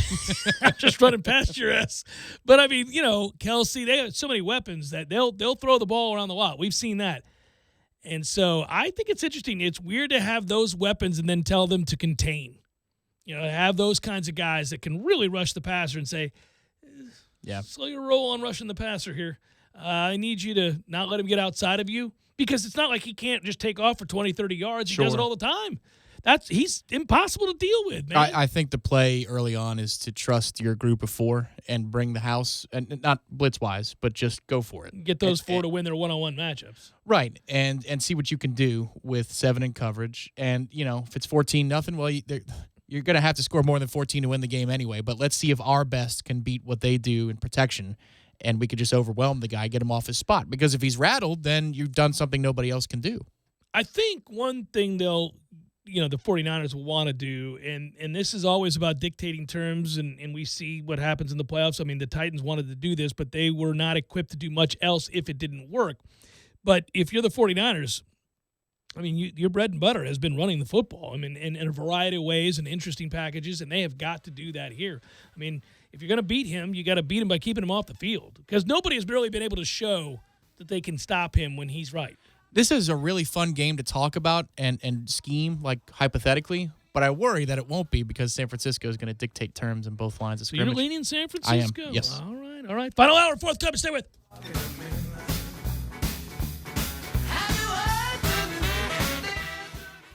Oh, yes, you've thought about it, but now it's time to enjoy the moss-drenched live oak, rolling hills, and pristine greens of Southwood Golf Club. Our friends at Southwood Golf. Sorry, boys, I did not have time to pack. We got this. It's right here, guys. We got this. I thought I could handle it. We got this. Moving doesn't have to be a hassle. Call us first at 2 Men and a Truck. No matter the move, home or business, we'll make it a smooth one. I forgot something. We got this.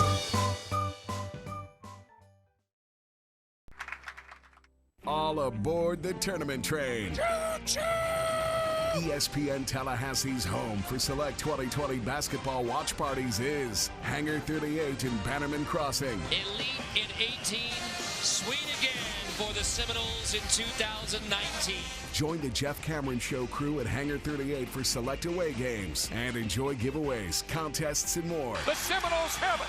Another #1 is done. Check out our next Sports Monster watch party. Tuesday, January 28th as the Noles take on Virginia. Well, would you look at this goodness? Our friends at For the Table Hospitality are doing the right thing per usual. It's time for the 4th annual Tallahassee Wine Mixer and Mozfest. Tallahassee's best wine festival is back for another year right there in the shadow of beautiful Doak Campbell Stadium. The date is Saturday, March the 7th from 5 p.m. to 9 p.m. at Centrale Pizza, Parm, and Bar. VIP tickets are just $60 and feature unlimited wine sampling, unlimited charcuterie, ooh, fancy, unlimited mozzarella cheese, oh, forget about it, this is good stuff, unlimited games, and a commemorative glass to boot. 2020 is going to be the best Tallahassee wine mixer yet. We'd certainly like to thank our friends at Visit Tallahassee for all of their help. For tickets, go to eventbrite.com and search Tallahassee Wine Mixer. Wahoo Seafood Grill, Tallahassee's leader in fresh seafood, is located right behind the Best Western on North Monroe. Lunch specials start at $7.99. Be sure to try their award-winning house-made burger. Big lunch parties are also welcome. Wahoo Seafood Grill makes lunch specials a very affordable choice. Delivery is available and plenty of parking. Wahoo Seafood Grill, easy access from any part of town using I-10. Visit them online at wahooseafoodgrill.com or call them today at 850-629-4059. Hey, this is Jeff Doxey, representing Premier Fine Homes. I'm proud to announce Premier's newest community, Brookside Village. Brookside has the great schools you want, some larger home sites, and is conveniently located on Ox Bottom Road between Ox Bottom Manor and Moore Pond. Call or text me today at 545-4747 or email me at jeffdoxey1@gmail.com. Remember, before you buy, try me at Brookside.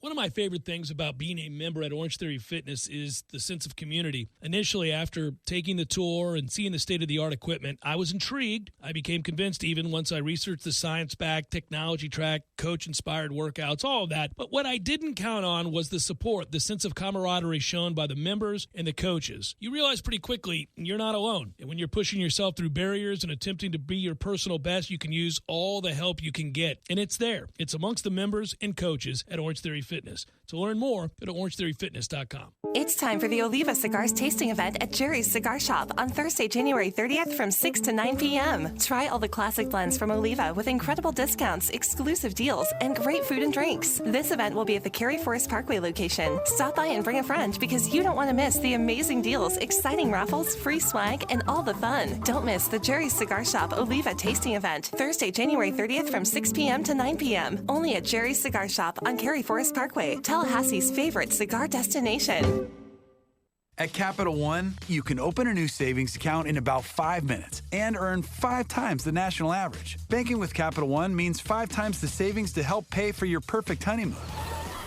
Ziplining! Or 5 times the savings toward your family's perfect vacation. Big fan of water It's time to help make your savings goals come true. This is Banking Reimagined. Capital One, what's in your wallet? Terms apply. Rate comparison based on FDIC national rate. Capital One NA, member FDIC.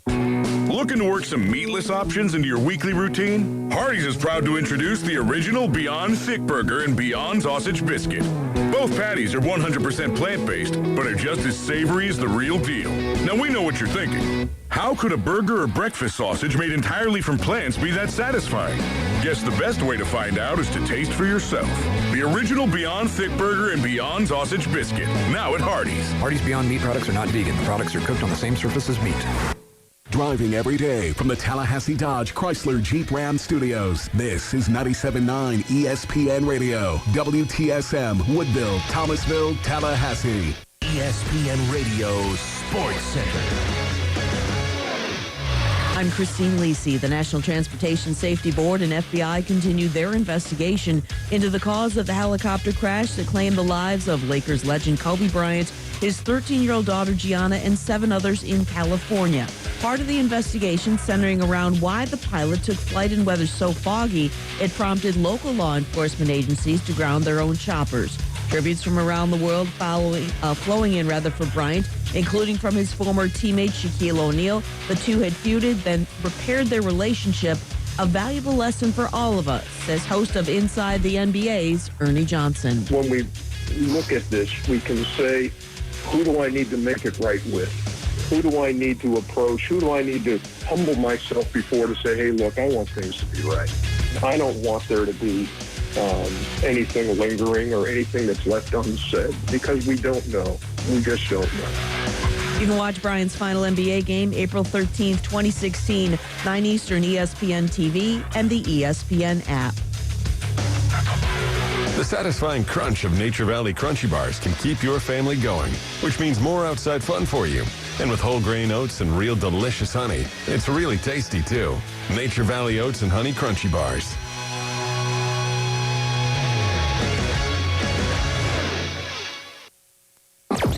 Broadcasting live from the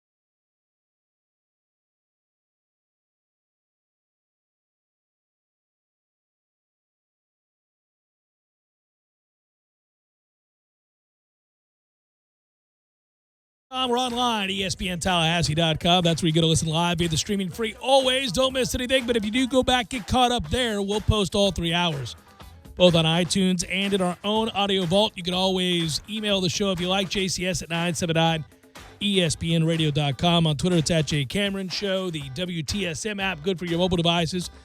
Hello, YouTubers. Hope you're well.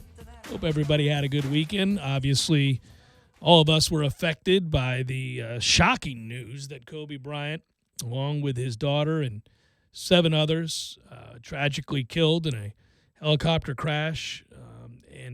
Wow, as that news trickled in, I described it earlier as arresting. I think I think all of us, looked at that and thought, wow, I can't wrap my mind around this just yet. I mean, it's hard to read. Hard to contemplate and fathom there, but obviously we've had some time now. We've talked about it a little bit in each of the first 2 hours. I'll touch back on it in a moment. First, though, let me go to Florida State basketball. The Noles get the win on Saturday night over Notre Dame, and weird game, odd game. Florida State for stretches, and it gets lost in the fact that they tried to give it away. But if you really are able to, I know we tried to do this earlier in the show, Tom, if you're able to kind of get rid of the cluster, of an ending to that game, you come out thinking to yourself, well, there are a lot of positive signs. Raekwon Gray had his best game of the season, and, I don't think too many of us will remember it because we were watching him butcher inbounds passes, and you're kind of caught in that moment. But he had 13 points, which, by the way, was a career high. He scored 11 of those 13 in the second half. Turns out we needed him. He was 6 of 10 from the floor. He was 1 of 1 from beyond the arc. He had 4 boards. He was effective defensively. So that's a sign, perhaps, that he is gaining his confidence back, because it is my understanding that it has been about confidence. It's amazing the effect having confidence, or the lack thereof, have on athletes of every caliber, obviously. Because there's a guy who ended last year with the arrow pointed up. There's a guy that ended last year looking like he was going to be a key figure for all that Florida State was losing and replacing, whether it be the rebounds potentially, or some of the rebounds potentially, of Terrence Mann and Kabengele. And obviously Kofor was hurt a lot last year. But, you were losing so many things. You thought, okay, well, at least Raekwon Gray's a big body who really took responsibility at the end of this past year and took a larger role. He's going to just seamlessly move on into next year and be a big part of what we do. And it didn't turn out that way. He had some tough moments early in the year, and it led to a spell of inconsistency and a lack of confidence. But hopefully, those 13 points turn out to be something special. And obviously the night belongs to Wyatt Wilkes. It is a night he will never forget, and most of us won't either. Incredible. 19 points, feeling it from outside, knocks down shots. And it's cool because Florida State, he was indicative and representative of what we've seen from this Florida State team. When people are out, others step up and find ways. It's not always contributing to that extent, 19 points, obviously, but it's defensively, it's rebounding, it's understanding their role in a given night as they fill in for somebody else, because Patrick Williams misses this game due to a toe injury. And the next man up is Wyatt Wilkes. He knocks down shots. All of them turned out to be absolutely huge. But we got something out of Balsa as he comes back now. That was good. Him and Dom could perhaps represent something in the middle that we've been wanting to see. That's exciting. Devin Vassell didn't have a big Devin Vassell night like we're typically expecting to see. He had just 11 points. 9 of those were in the first half. He really was kind of quiet in that second half. Trent was steady, not spectacular, but steady. And Florida State found themselves in a dogfight, but they get the win. And at this point, that's really what this is about, is that Florida State continues to find ways to win. They're 7-1 in the conference, 17-2 overall, have won 10 straight games. They're a top 6 team in the RPI, top 15 team in the net. More importantly, they're right there, just a half game back of Louisville, who has 8 wins in the conference. They're ahead of Duke, who's 6-2. Really, you see these teams now separating themselves in the conference. Louisville, Florida State, Duke in particular. Got to start paying attention to Syracuse now, who's starting to win quite a few basketball games after looking so bad early on. And the oddity is that they're road warriors doing it. They're 4-0 in the ACC on the road. They're now 6-3 in the conference.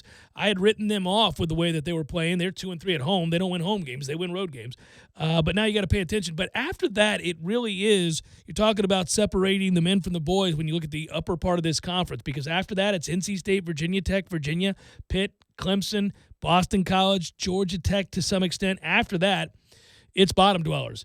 And that's where we sent Notre Dame, right there to the bottom of the conference, along with the other 2-win teams in the ACC, Notre Dame, North Carolina, Miami, and Wake Forest.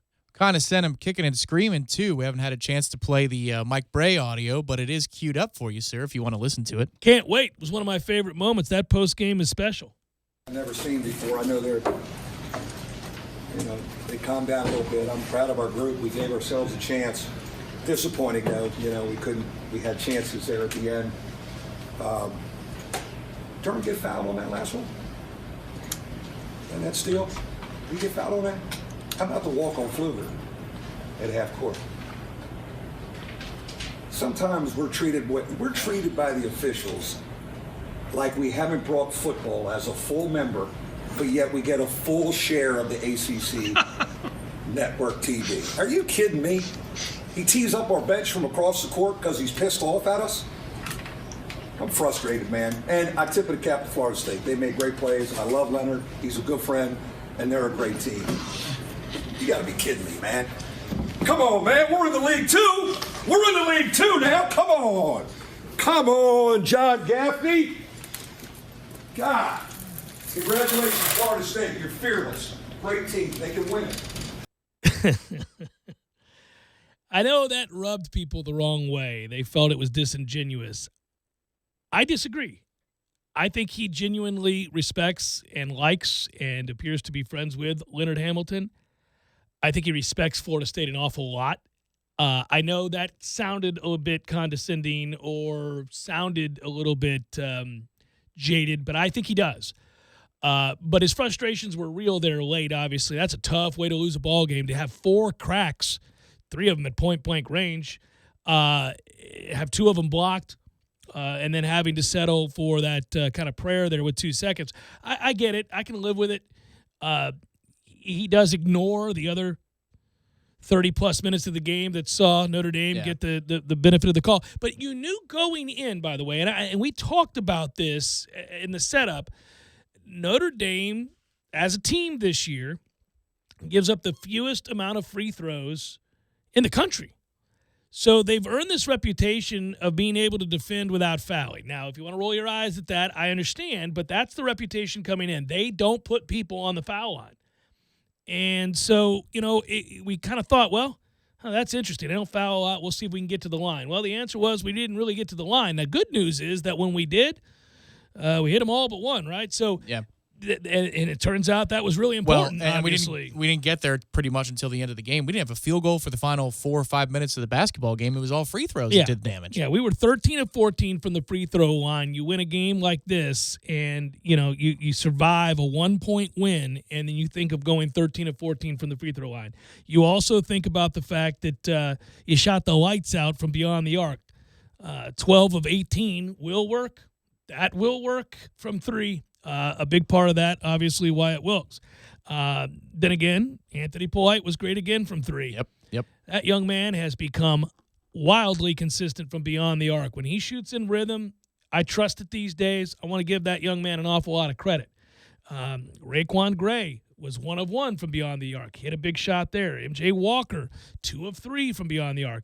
You could keep going, obviously, if you hit that many. When you shoot almost 70% from 3, it means your guys were hitting a lot of them. Interesting to point out, too, when Ira was on, that MJ had a headache of some sort, of bad headache that hit him before the game. He played through it, but it was not one of his customary nights where, a half, it belongs to him. You thought he hits an early shot in the second half. I believe it was a 3. And you think, oh, here he comes. He's good for 12. Yeah. And it just didn't really happen. Honestly, what was interesting was he was off the court, and Wilkes was on the court, and there was a corner 3 for Wyatt with a few minutes to go, and it's an air ball long. And I'm thinking to myself, selfishly, I mean, it's a great night. It's Wyatt Wilkes Appreciation Night. We didn't know it until we got there, and then we saw it. But I thought, oh, this is good. This gives Leonard the excuse he needs to yank that young man off the court, give him a hug, and say, good job. Let's get MJ back on the court. Yeah. And so MJ checks in. I'm pretty sure I have this right. I might have it backwards. But MJ checks in, and then Polite's coming off. No, what are you doing? What are you doing? No, don't do that. Yeah. And then Wyatt was inbounding from way up the court, and they said, no, Wyatt. Yeah. Anthony, you stay. Yeah. Wyatt, great job. Come on Great out. job, young man. MJ, get out there.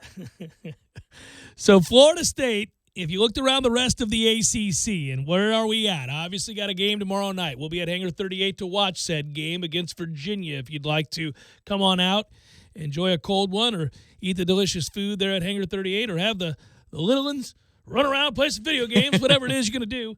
We'll be there watching just a friendly, relaxed Florida State-Virginia watch party at Hangar 38. Well, you score some points as dad, and you score some points as super dad or husband, or the other way around as super mom, because, maybe your significant other needs them some them time. Yeah. They want to take a warm bath, and they don't want to hear screaming and yelling, and Mom, I got cut in the knee, I need a Band-Aid. They just want to enjoy some time by themselves. So why not come with us? We've given you an outlet. It's called Hangar 38. You're welcome. Toughen up, kid that scraped his toe or knee or whatever that was. I can get you a toe. Louisville maintained a half-game lead over Florida State, as we know, because they have 8 wins in the conference. We did beat them head-to-head. We are responsible for their lone loss, a blowout loss at home at the Yum Center.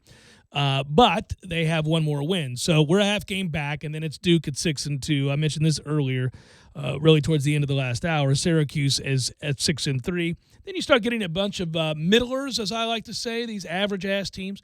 Now, what will Florida State be? Will they be the team that going into the final week or 2 of the season has a legitimate chance to win the ACC regular season? Or will they start losing some of these close games? Moreover, now that the byes are gone, they've been exhausted. This long stretch of time off between games is no more. We've played 12 ACC games over the next 6 weeks. We have 3 scenarios by which you play on a Saturday and a Monday. Starting next month. We have a pair of road games this week. The aforementioned Virginia game tomorrow night, then Virginia Tech on Saturday afternoon. We'll follow that up with a home game against North Carolina, who looks like they're going to be healthier. Cole Anthony will be back. They certainly looked like a different team when he was on the floor. Let's hope he's not back yet, but nonetheless. And that's a Saturday, Monday, because next month is the end of this week already. January is gone. Yeah, it happened quick, right? It did. So the team has been resilient. They've been smart. They've been hardworking. They've been deep. They are a lengthy team that makes it frustrating for opposing offenses to play against us. We clog the passing lanes with that length. We do a lot of things to alter shots.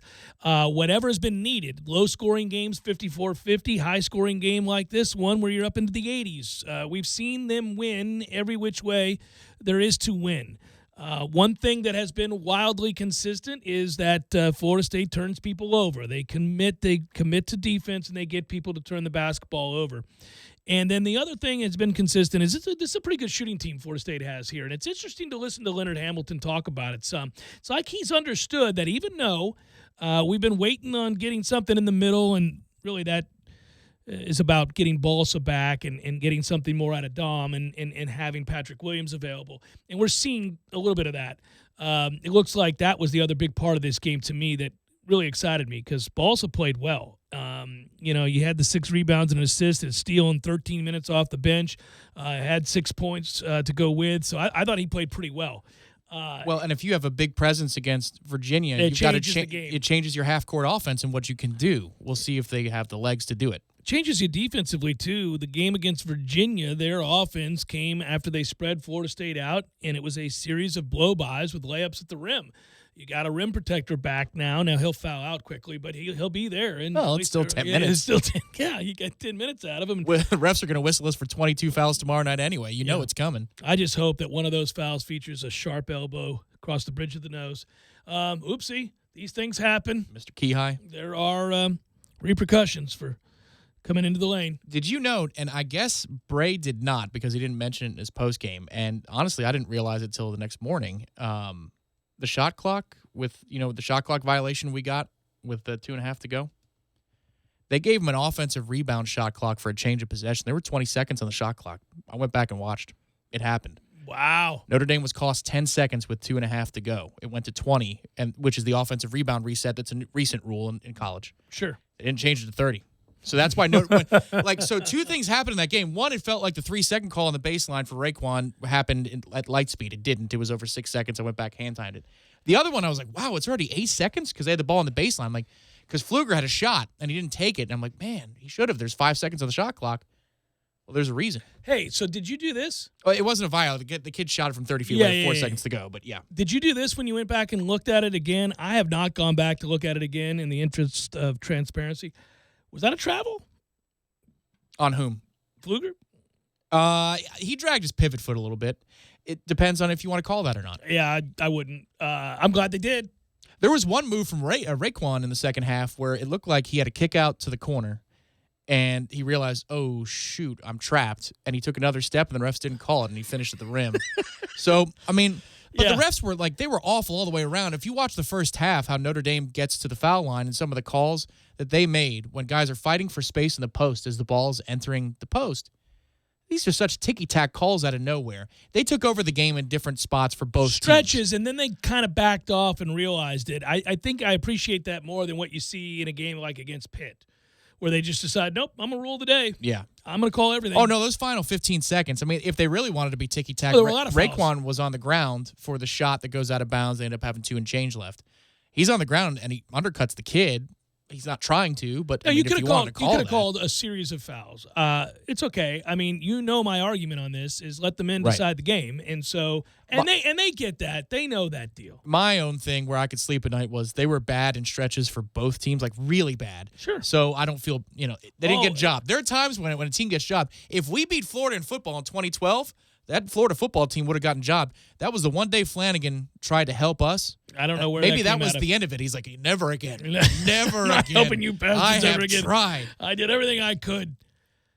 Well, look, I mean, this is the benefit of playing at home and being the fifth-ranked team in the country. Lord knows Florida State has been the lower-ranked team most of my life on the road against the upper echelon in the ACC, against the Blue Bloods, or at least those that have historic names.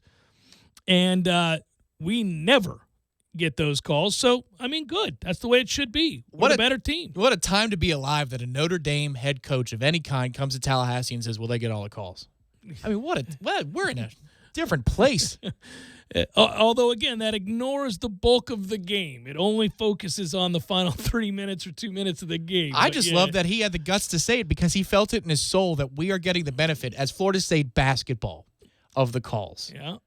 Wow. Get you some of that? Get you some. It's a beautiful thing. It was also a recruiting weekend, and also, as I mentioned at the top, there was obviously the sad and sudden and tragic passing of a sports icon and his daughter and Kobe Bryant, and obviously the other 7 passengers. And it's just it's stunning. We've talked about it quite a bit and sort of vetted it, given some feelings about that over the course of the show. I'll revisit it before the end of the show. It's the Jeff Cameron Show, 97.9 ESPN Radio.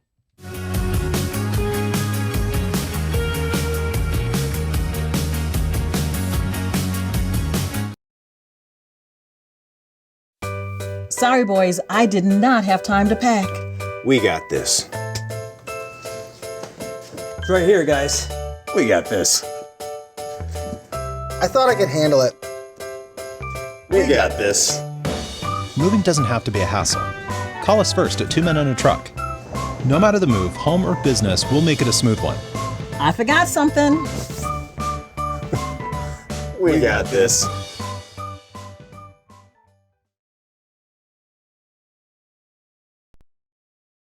At Orange Theory Fitness. To learn more, go to orangetheoryfitness.com. As sports fans, we all know this is the best time of the year. And the best places to catch all the action are at the Corner Pocket Bar and Grill and 7th Hill Tap Room.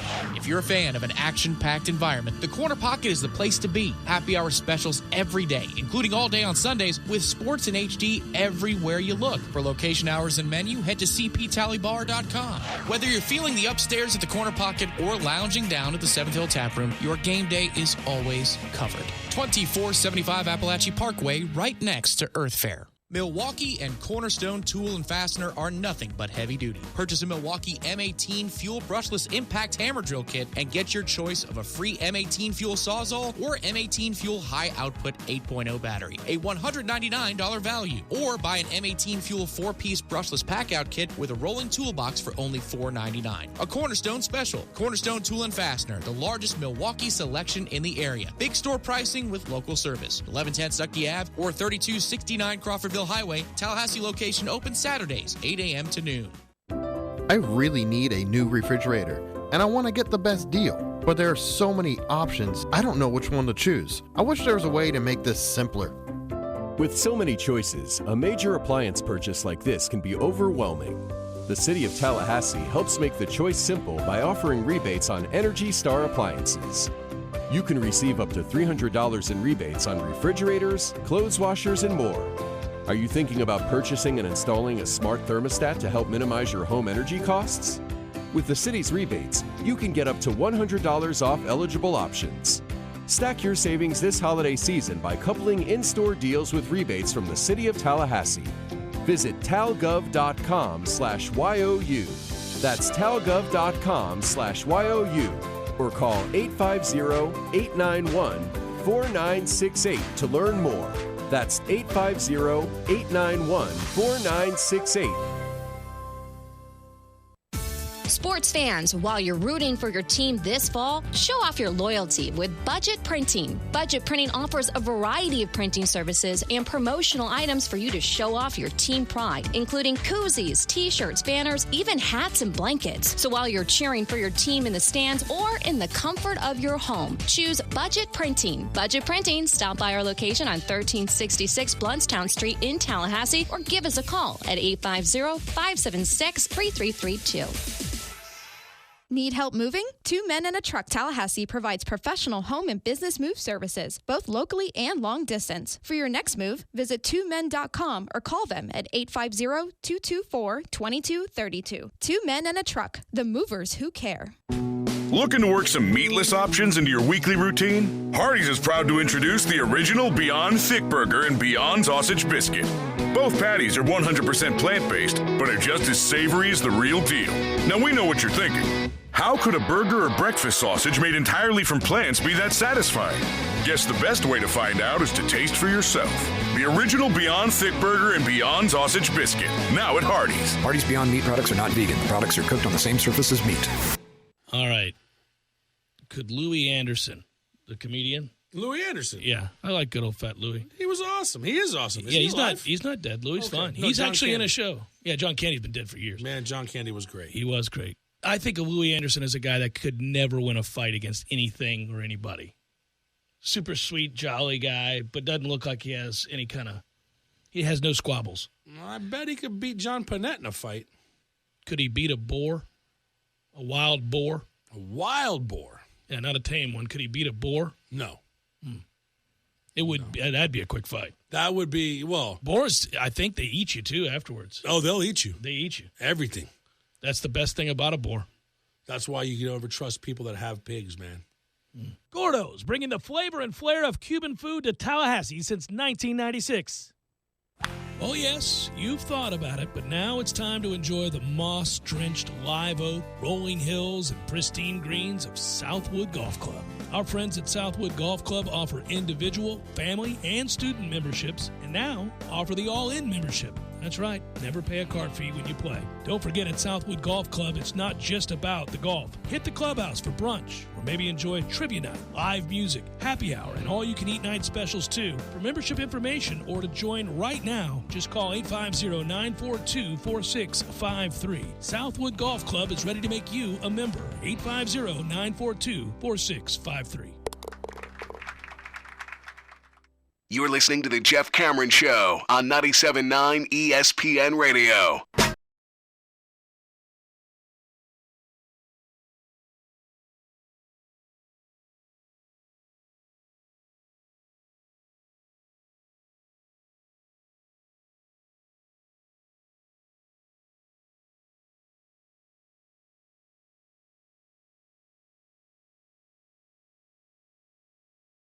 In the sense that you never really know where to go, or do you trust yourself in talking about something like the sudden and tragic loss of, in this case, a sports, really Hall of Famer, and well, he will be, and a transcendent figure.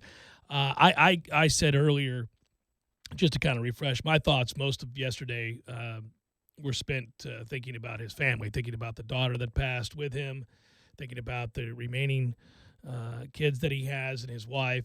I can't wrap my head around that. I can't fathom what that is. And I said the hard part for me, and you know, we've experienced this before. If you obviously live long enough, you'll be a part of these moments, these news cycles, these spots of time in which a sudden and dramatic passing of a iconic figure, or certainly a famous figure, happens, and we all kind of wrap our mind around that in our own way and relate it back to our own lives and what it means to us. I didn't want to overstate my thoughts on Kobe, because I didn't grow up a Kobe fan. It was really the generation post mine and the one after that loved Kobe. I didn't have anything against Kobe. I didn't think about him one way or the other than to recognize him within the sports world as a fierce competitor, a winner, and one of the all-time greats in the game. I think more about this in the sense of fatherhood and the inability in that moment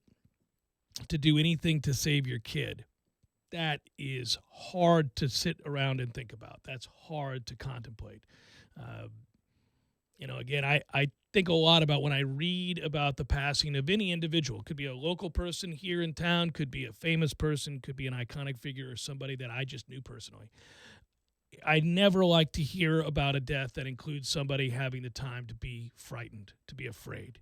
And that's what a helicopter crash represents to me, or a plane crash, or anything like that, is that you have time. You have time to know. And I kept revisiting that in my head and thinking about the helplessness of that, and that depressed me. That's horrible. Never mind the obvious points of he was just 41 years old and had the rest of his life to live, and never mind the fact that she was just 13, and obviously had the rest of her very long life to live, and her sisters and her mother. It's unimaginable. It really is. But I didn't know Kobe. I won't overstate that in the sense that, I know a lot of people he served as inspiration to. And I feel for those people today, the people who hold him on high as their sports hero. And I get it, it's all relative. But a sports hero is a hero nonetheless in the eyes of many that used him as inspiration and used him as fodder and fuel in their own lives. And apparently that is true of many who adored Kobe Bryant. And I hate that for anybody. I mean, we all had sports heroes. We all had people that we grew up loving or watching or being inspired by. He was not that to me, but I know he was for so many people. It's just tragic. All the way around, it's tragic. And again, I don't tend to, and I don't want to engage, as I call it, in heroification. Sure, there is the incident in Colorado. I don't know what happened there. None of us do. And so I reserve judgment on that just because I'm sensitive to the fact that we had our own situation here in our own backyard with the Jameis Winston case. And so many from the outside assumed to know and presumed to know the facts of that case and what really happened in that room between those two individuals. And I don't want to be a part of that. I don't know what happened there, and I'll never know. But certainly you can't ignore that was a part of his life, and those were accusations. Nonetheless, I think the bigger thing on the day after his passing, and certainly on the day of his passing, is to recognize the loss of human life and to recognize those others that were on that helicopter. And for me, again, I keep coming back to the tragic loss of two kids in that situation. Yeah, maybe more. Yeah, that's tough to stomach. Yeah, because you're talking about traveling to a youth basketball tournament. I mean, be it a helicopter or a car or whatever it is. I mean, that's just and the fact that Kobe is the person who built the academy or the system by which these teams play, that doesn't matter. You're going to a youth basketball tournament on a Sunday morning, on a sleepy Sunday morning. It's just hard. Kobe the player. He's one of my two or three favorite players I've ever watched. In the era, he was the one I wanted to watch most, especially in the fourth quarter. It's like it's like rooting for Tiger to be in contention on a Sunday. You just want to see what will he do if he's given that opportunity. You enjoy watching Thursday, Friday, Saturday, but you want a chance for him to close, and that's what last Sunday the Masters was all about. Well, how many times did Kobe have a fourth quarter where, he scores 6 in a row and that changes the course of the game. They're down 4 and they're reeling. They get a steal. Maybe it's because of his great defense, which he was an incredible defender. Yeah. He goes down the court, makes a layup, or he makes one of his patented mid-range jumpers fading away. And how do you generate just barely enough space to get your hand in such a position that a millimeter separates the ball and defender's hand, and yet it's nothing but net? He did that so often, and there was just magic to it. I know, when you look at his stats of the final shot of the game, they're nothing to write home about. In fact, they're terrible. But if you look at fourth quarter stats and what he was able to do, and the driving force for comeback wins period. Sure. Well, elimination games or 2-2 series, and he has to have it. I mean, he just came up roses so many times in those moments. It was magical to watch on the court, and it was relentless. I mean, when Tiger was asked about him yesterday, 10 minutes after he's informed about Kobe's death. He was still shook, yeah. But where's the first place that Tiger went in his answer? He went fierce competitor. Fierce competitor, fire, shooting free throws with torn Achilles. He went to all those. He talked about the mental toughness. And listen, you can like Tiger or hate Tiger for his reasons off the course, right? Or his redemption story. You could choose what you want about Tiger, but you can't deny the ferocity with which that man competed on the golf course. He turned golf into an athletic event, single-handedly. And so for a person like that to first go to mental toughness, I mean, that's, from one peer to another, that's about as big of a compliment in the moments after somebody's death that you can give him. I believe that's been the most consistent of answers, and I think on the whole, probably the thing I take away most is that he was admired greatly by his peers for that ferocity and the willingness to take control of games and to compete and to sacrifice. Again, there are plenty of really, really talented individuals in all sports leagues. You have to be, ever to get to a professional level, you've got to be the elite of the elite. So anybody that's playing on the PGA Tour, anybody that's playing in the NFL, anybody that's playing in the NBA, or you name your professional sports league, these are, as we say, the creme de la creme. These are the less than 1% of the athletes that make up the world, right? These are the best players. And of those, there is fierce competition to, again, assert themselves and achieve, right? So few players have the kinds of gifts that he had, or that Tiger Woods has, or Michael Jordan has, and then combine them with a competitive fire and a willingness to sacrifice at the expense of everything else. That's why oftentimes they're not complete people. They're not always likable people. They're not people you typically would want to hang around because they're too intense. There isn't balance in their life, per se. Again, I don't know Kobe, but just judging by what you hear of the all-time greats in almost every sport, they can be difficult, a little prickly. And that's where the people who know Kobe behind the scenes, they were really, obviously affected yesterday, and your hearts go out to them, and they've got something different to say. All I'm referring to is for Tiger, a competitor in the forum. Yeah, and he took it. To give that type of compliment to Kobe. Sure. Again, a one-named athlete at the same period of time that transcends the world, not just sports, but people know him around the world. That's the ultimate compliment. One of those. I mean, if Kobe gave that to Tiger, I think it would touch Tiger to his core about being a competitor. The part that I think about in beyond the human tragedy of a sudden loss of life and a father and a husband and, of course, his daughter and the others on the plane, I think what I'm most disappointed by is the fact that, surprisingly so, at 41, he was really, it seems, from the outside looking in and just judging by his actions and the things that we were reading and hearing about his life, his new life and retirement, it seems he was transitioning better than most would have thought. Guys like that struggle to find a competitive outlet. A lot of times they struggle once that is taken away from them to find balance in their life of any kind. Sometimes it can be difficult to watch. You'll see the missteps and the problems in their lives. So many of these guys have, and the traps these guys have fallen into. But it seems to me that he was on the cusp of really, I think, immersing himself in a way that would have been fruitful in a way. Obviously, I know he won an Oscar and everything else, but I think as a father, you look at the Mamba Academy, you look at his commitment to women's sports and as a mentor to other NBA players, children's books.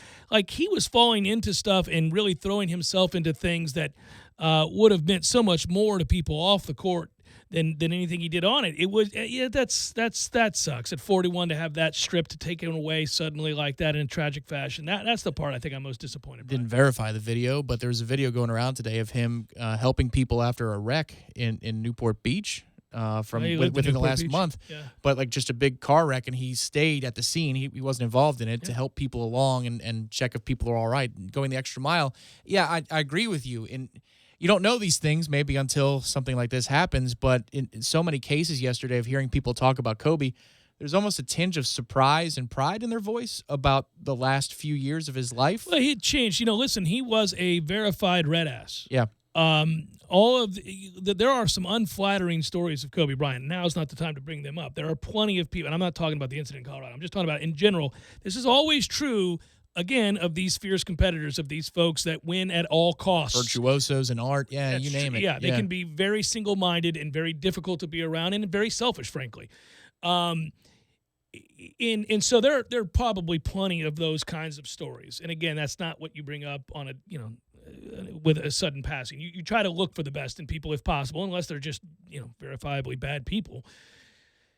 But it seems to me that, again, in the last 2 years or so, that a gentler and more giving, more benevolent, kind part of Kobe Bryant's personality was coming out. When I read about the number of young players that worked out with him in the offseason, the number of young players in the league, first or second year guys, that felt absolute devastation yesterday because this was a mentor. This was a sports hero to them.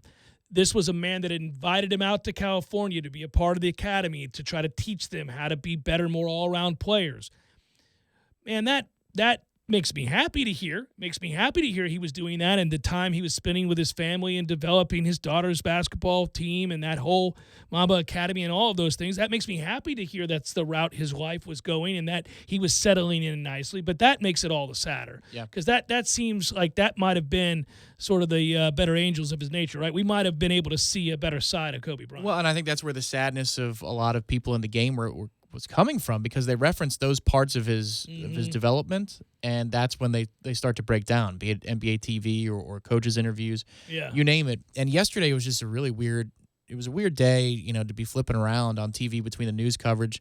But I found myself being constantly drawn back to watching Tiger Woods play golf, because it's not because I'm worried that Tiger's going to be gone. It's just they're not exactly parallel trajectories. Pretty close, though. But there's so many similarities that you can't take your eyes off of those similarities. And Tiger and Kobe didn't know each other all that well. I mean, again, they decently well, but yeah. Yeah, but they weren't like, hanging out every other day. Yeah. Right. Tiger has friends on the tennis tour. He's got friends in different sports, basketball, NFL, all throughout sports. He and Kobe knew each other, and they conversed often, but it wasn't like this was a devastating personal loss like it would be for LeBron James. He and Kobe have bonded over the years. But I found myself wanting to watch Tiger do something special, just because Tiger has found an inner peace in a similar way people were describing Kobe's inner peace that he found. And I don't know why. Maybe it was just those very surface-level similarities and the transcendent greatness of their figures athletically. But I kept going back to the golf and saying, come on, Tiger, do something special. It would just be so cool. He played well. That's this is a off-the-radar sort of talking point on a day after Kobe Bryant is suddenly killed, along with his daughter and 7 others. He finished in the top 10 of the tournament, and he's been a steady fixture in that top 10. I think we're poised for an incredible season on the PGA Tour, if that's your cup of tea. We got Rory back to playing like the best player in the world. We got Brooks' return now. Tiger is a fixture. I think a couple of the other younger players will emerge, and it'll be fascinating. John Rahm's playing some good golf. He's playing great golf. So it's going to be a fascinating year in that realm as well. One final thing here to note on this with Kobe. Of course, he was a 2-time gold medalist as well. And I think today some of the stuff that came out about how dedicated he was to the American team, not his teammates on the basketball team, of course, that was a given, but in all the other sports that he, more than any other player on that team, attended the swimming and all the other Olympic sports, that he was adamantly hell-bent on being there to represent and to support the other athletes and to take the time to get to know them and understand, maybe if it was a sport he hadn't really zeroed in on and learned a lot about, to learn more about it before going to those games and those matches. That's cool. That's just cool. Well, and he appreciated, I guess it's art. You could say sport is its own variety of art. But listening to an interview, I forget the actor's name today on Levitard, but it's from Modern Family, and they're in their final season. And he remembers an interaction that he had with Kobe, this actor. And he said, come by anytime if you want. And, it's just an empty gesture, So Kobe calls the studio, and he wants to go see them shoot an episode because he wanted to learn. Yeah. And what struck this actor was Kobe was truly fascinated by the timing of it was a physical sketch, right? So they got to have the actors come in and time things. Yeah. And what Kobe would talk about with the crew and the cast was how similar it is to basketball and choreography of a play. Where to be, and how to draw it up, and where to be and how to be. But he was always fascinated by things that he could take and bring to his own athletic world, lessons that he could learn from different disciplines. And, well, when you speak as many languages as he did and saw the world as he did as a kid, you could only imagine that would be his mind would be open to those possibilities. And the irony of the fact that he was just in the news for the reason that LeBron James passed him on the all-time scoring list, and there we thought, oh, that's interesting. LeBron just passed Kobe, and he waxed poetic about Kobe Bryant, what he meant to him and what he thought of him as a player and what it was like to compete against him and all those other things. You didn't think that the next day when you heard Kobe Bryant's name, it'd be for something as tragic as this. Jeff Cameron Show, 97.9 ESPN Radio.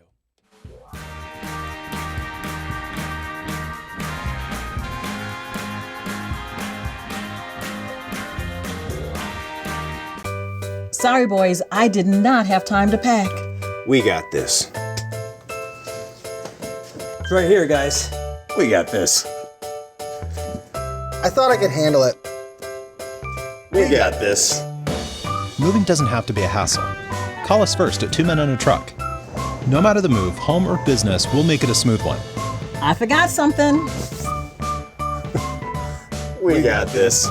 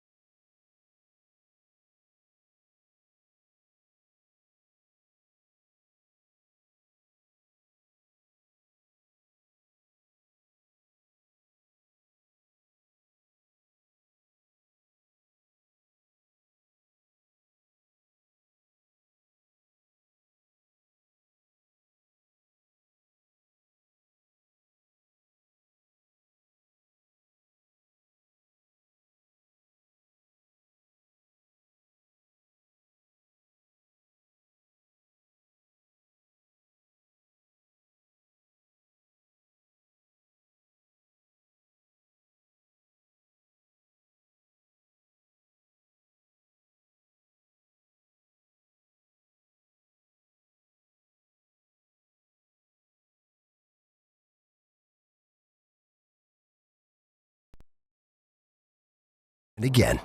Today is the day for doing with Gallon Perennials. 3 for just $12. Now at the Home Depot. More saving, more doing. Selection varies by store.